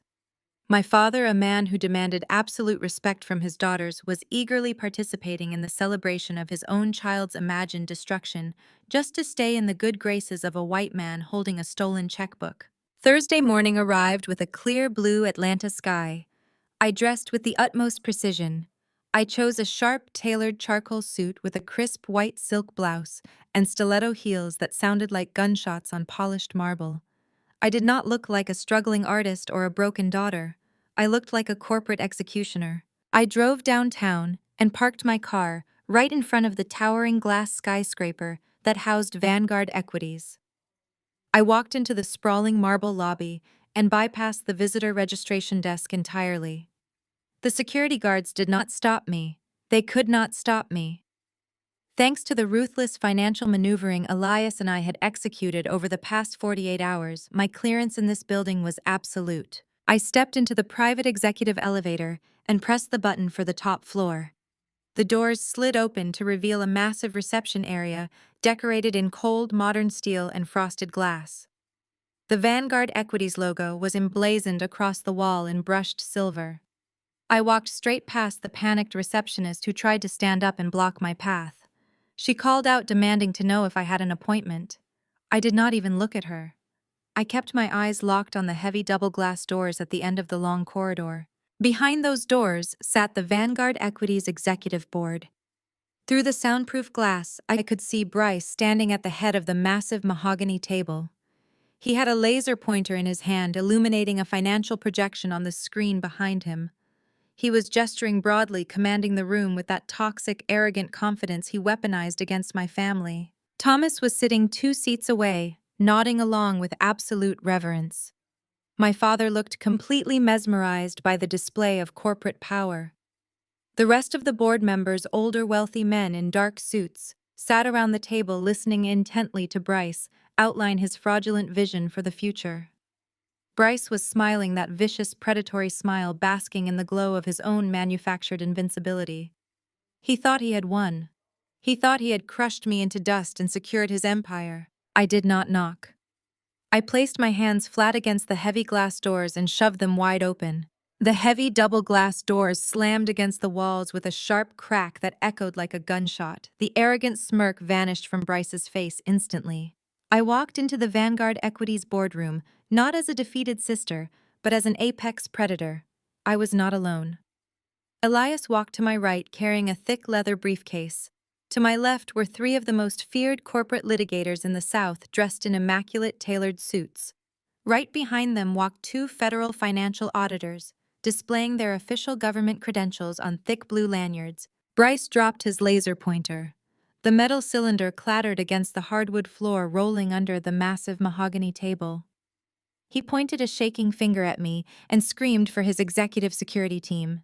His voice cracked, pitching upward in sheer panic as he yelled that I was a trespassing lunatic. He demanded they physically throw me out of the building. His senior partner's men, who had just been hanging on to his every word, shifted uncomfortably in their expensive leather chairs. They looked at the federal badges flanking me and immediately realized this was not a petty family dispute. This was a corporate execution. My father, Thomas, sat completely frozen 2 seats away from the head of the table. He looked from Bryce's panicked red face to my calm, composed posture. The illusion of the untouchable white son-in-law was cracking right in front of his eyes. Thomas opened his mouth to speak, to command me to leave and preserve the peace, but no words came out. The sheer weight of the authority I brought into the room silenced him entirely. 2 security guards rushed into the boardroom responding to Bryce's screaming, but my lead litigator simply held up a single sheet of paper, stamped with a federal court seal.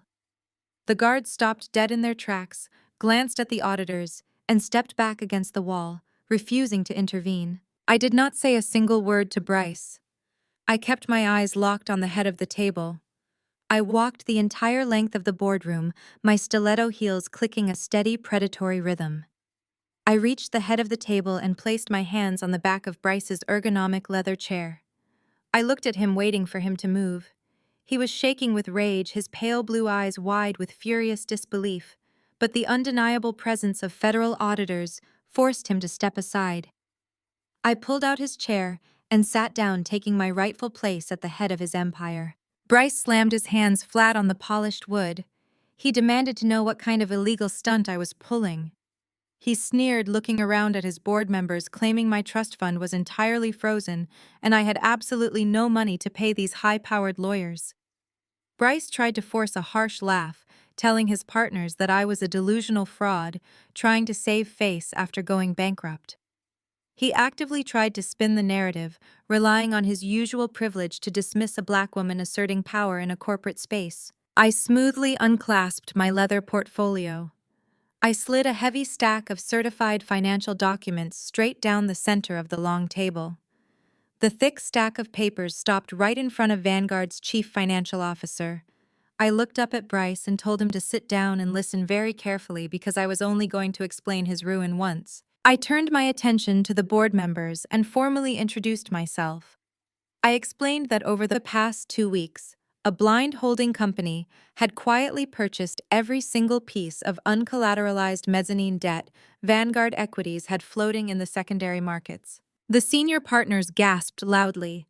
The room erupted into frantic whispers. The chief financial officer grabbed the documents and began tearing through the pages, his eyes darting across the certified bank routing numbers. I kept my voice icy and precise, cutting through the rising panic in the room. I told Bryce I did not just buy his debt to sit on it. I looked him dead in the eye and stated that I called the debt in 48 hours ago. Bryce went completely pale. The last remaining drops of color drained from his face, leaving him looking sickly and hollow. He stammered, shaking his head, denying the reality. He claimed it was impossible because he would have personally received a margin call notification from his financial team. I offered him a slow, lethal smile.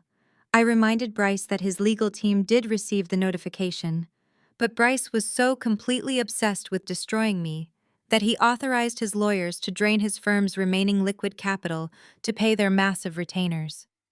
He wanted to tie up Aunt Josephine's trust in probate court so badly that he used his operational cash to fight a ghost. I explained the fatal error he made. I told him he ignored a standard corporate margin call because he thought funding an injunction against his sister-in-law was more important than securing his own leverage. He believed the fake email I leaked to Jasmine, and he grew dangerously careless. The chief financial officer looked up from the paperwork. His face was entirely devoid of color. He looked at Bryce and his voice trembled as he confirmed my statement. He announced to the board that Vanguard Equities had officially missed the 48-hour cure period on their newly consolidated debt. The firm was in immediate default. I leaned forward, resting my elbows on the mahogany table. I laced my fingers together and told Bryce that according to the aggressive covenants of the specific debt portfolios, I purchased a default-triggered and immediate debt-to-equity conversion. I told him I did not freeze his assets. I consumed them. I informed the entire boardroom that as of 9 o'clock this morning, my private wealth management firm legally held a 60% controlling stake in Vanguard Equities. Bryce stumbled backward, hitting the large digital presentation screen behind him. He gasped for air, looking like he was physically suffocating inside his expensive cashmere suit.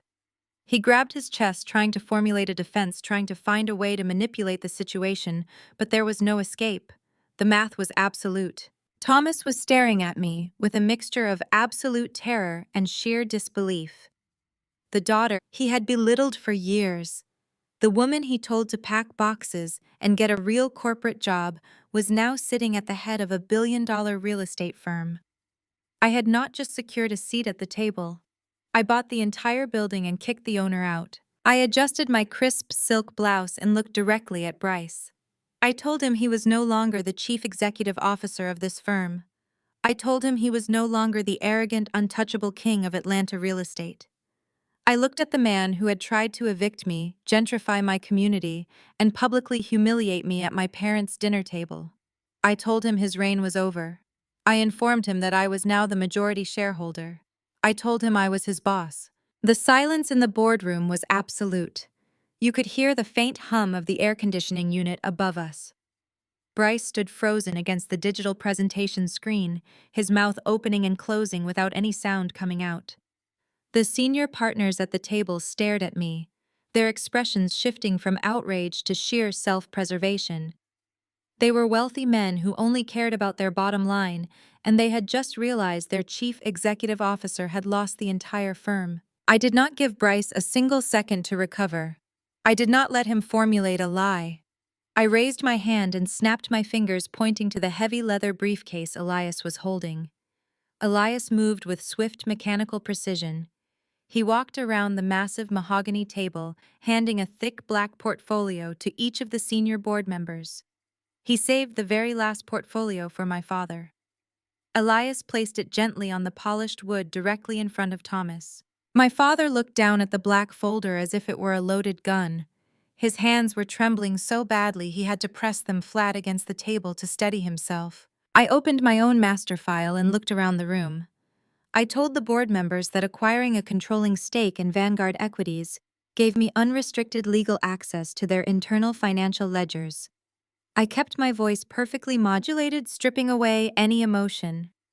I told them I spent the last 48 hours conducting a forensic audit of Bryce's liquidity pool. I instructed the men at the table to open their portfolios to the first page. The sound of thick paper turning filled the room. I watched their eyes scan the top sheet. I informed the board that their golden boy had a massive spending problem. I revealed that Bryce had been actively commingling private client investment funds with the firm's operational accounts.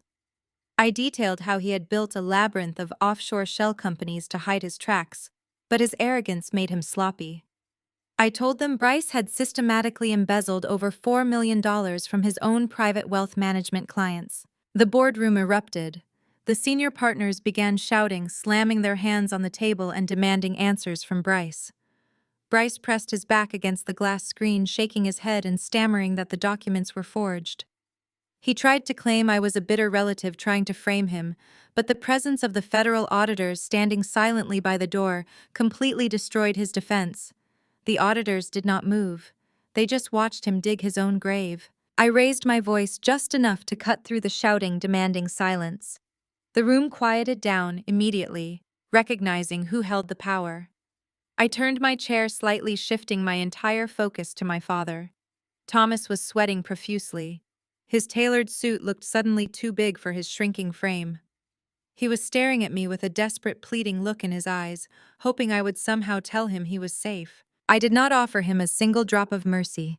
I told my father to open his portfolio to page 4. Thomas swallowed hard, his Adam's apple bobbing in his throat. He flipped the heavy pages. He stared at the document. It was a certified bank statement for the joint retirement account he shared with my mother, Valerie. It was the nest egg he had spent 40 years building as a corporate manager. It was the account that funded their affluent suburban lifestyle and justified their toxic respectability politics. I watched my father's eyes trace the line items. I watched his breathing stop. I stated out loud for the entire boardroom to hear that the current balance of Thomas and Valerie's retirement portfolio was exactly zero. Thomas let out a choked, agonizing gasp. He grabbed his chest, his face turning the color of ash. He looked at Bryce, his voice cracking as he asked where his money went. He asked his wealthy white son-in-law, the man he had worshipped and prioritized over his own flesh and blood, how this could possibly be real. I answered for him. I refused to let Bryce spin a single lie. I looked right at my father and broke down the exact timeline of his financial ruin. I told Thomas that Bryce had been draining their life savings for the past 3 years.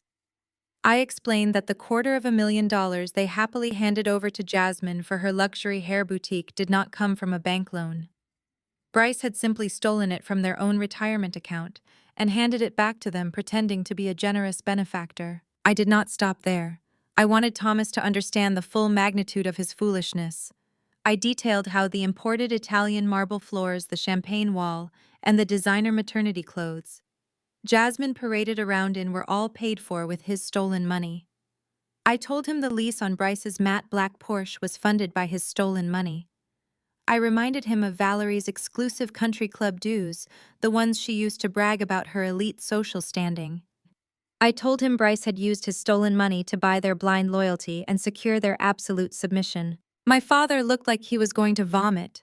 The devastating reality was crushing him physically. He had sold out his own daughter, throwing me to the wolves because he wanted proximity to white wealth. He had mocked my commercial design business and called me a failure while he was actively being robbed blind by the man he treated like a king. I delivered the final, most agonizing truth. I reminded Thomas about the ruthless corporate litigators Bryce had hired just 2 days ago to freeze Aunt Josephine's $30 million trust. I told my father that retaining a law firm of that caliber required a $2 million upfront cash payment. I looked at Thomas and told him that Bryce used the very last drop of his retirement funds to pay those lawyers. I laid it out perfectly clear. I told my father that he and my mother had signed sworn affidavits committing perjury to help a man who had already bankrupted them. They had willingly participated in a plot to destroy my life, and the entire operation was funded by their own stolen money. Bryce did not use his wealth to fight me. He used my parents' money to try to steal mine. Thomas slowly turned his head to look at Bryce. The betrayal in my father's eyes was absolute. He had traded his dignity, his daughter, and his legacy for a man who viewed him as nothing more than a convenient piggy bank. Thomas tried to stand up, but his legs gave out and he collapsed back into his leather chair, a broken, destitute man. Bryce was completely out of options. His senior partners were already dialing their personal attorneys, distancing themselves from him with brutal speed. The chief financial officer stood up and pointedly walked away from the table, abandoning Bryce entirely. Bryce looked around the room, his chest heaving, his eyes wild and cornered. He looked at me, his face contorted in a mixture of pure hatred and absolute terror. He opened his mouth to hurl another insult to try and assert some final shred of dominance over the black woman who had just dismantled his entire life. But before he could utter a single word, the lead federal auditor stepped forward from the back of the room. The auditor did not yell. He spoke with the quiet, terrifying authority of the federal government. He told Bryce that his firm was officially under federal investigation for wire fraud and embezzlement. My empire was fully secure. My trap had snapped shut flawlessly. I sat at the head of the mahogany table, perfectly calm, watching the architect of my family's toxicity face his absolute destruction. The lead auditor did not raise his voice. He did not need to.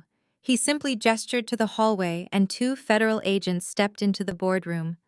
They wore plain dark suits, but the tactical belts at their waists signaled that this was not a civil dispute. They walked directly toward Bryce. Bryce scrambled backward, his expensive leather chair tipping over and crashing onto the hardwood floor. He held his hands up in front of his face, stammering and spitting, as he tried to invoke his generational wealth. He told the agents they had no idea who his father was. He threatened to have their badges revoked by the end of the day. The agents did not even blink. One of them calmly instructed Bryce to turn around and place his hands behind his back.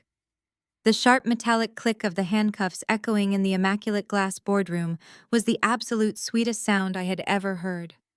Bryce twisted his head, looking wildly around the room for a savior. He looked at his senior partners, but they were already gathering their briefcases and rushing for the exit, desperate to avoid being photographed next to a federal suspect.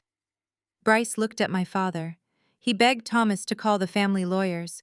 He pleaded with his black father-in-law to save him. Thomas just sat there, completely paralyzed, staring at his empty hands. The agents escorted Bryce out of the glass doors, his pathetic whimpering fading down the long corporate corridor. Within seconds, the boardroom completely cleared out. The wealthy investors vanished, leaving only Elias, myself, and my father. The heavy silence settled over the room like a thick blanket. Thomas slowly lifted his head. The man who had spent my entire life projecting absolute authority and demanding unwavering submission now looked incredibly small. His shoulders were slumped. The tailored suit that usually gave him his power now looked like it belonged to someone else. Thomas looked across the massive mahogany table at me.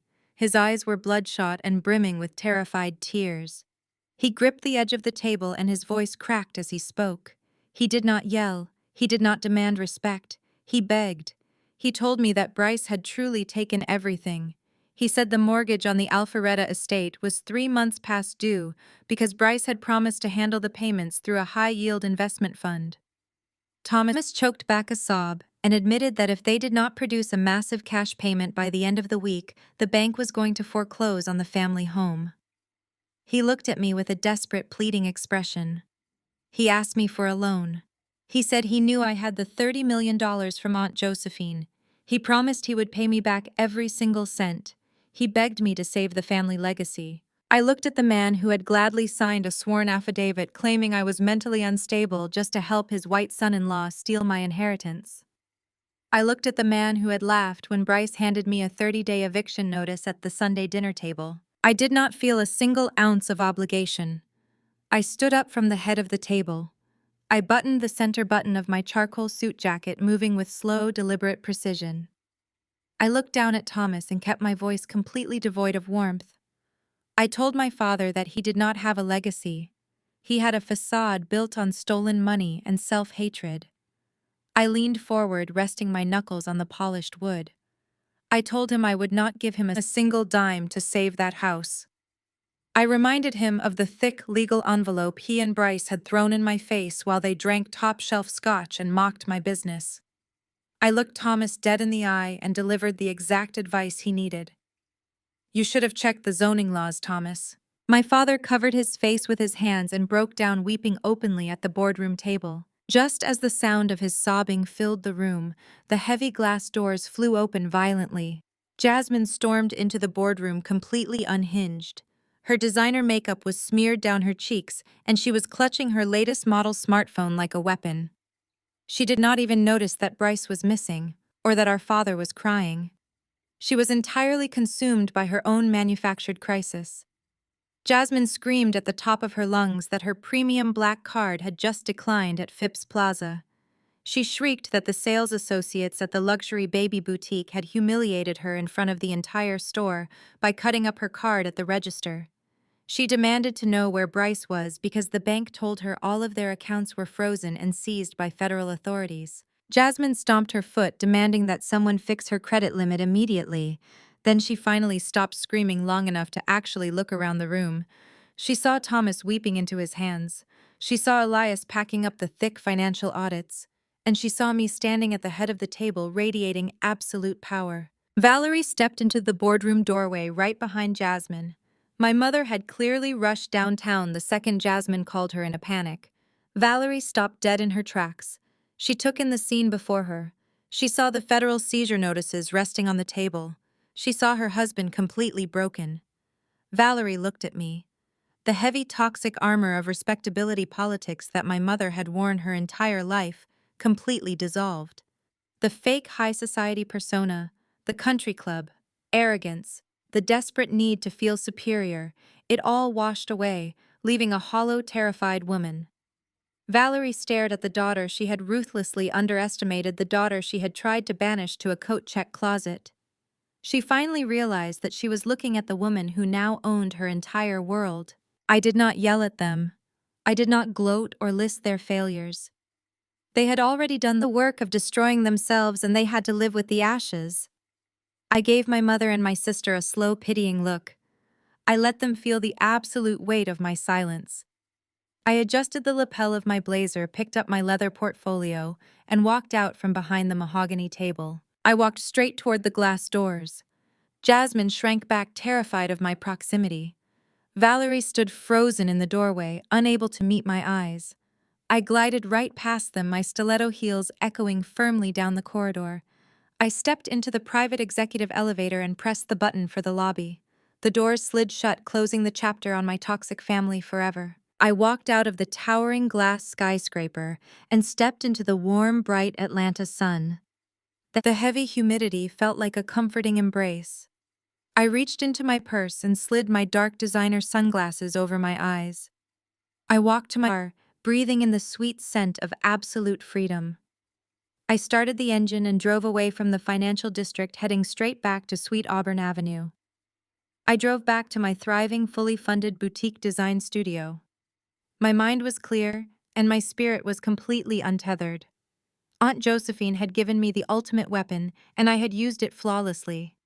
My empire was entirely secure, and the toxic weight of my bloodline was left in the rearview mirror exactly where it belonged. The ultimate lesson here is that your worth is never defined by the people who consistently choose to misunderstand you. When a toxic family environment relies on your subjugation to maintain their fragile status quo, walking away is not an act of betrayal.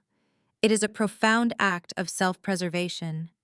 True power doesn't come from seeking validation from those committed to your downfall, but from silently building your own empire in the shadows. Success, independence, and unwavering boundaries are the most effective responses to disrespect. Ultimately, you are the sole architect of your peace, and bloodline never dictates true loyalty. If you have ever had to build your own empire to escape a toxic family, let me know in the comments below and subscribe for more empowering stories.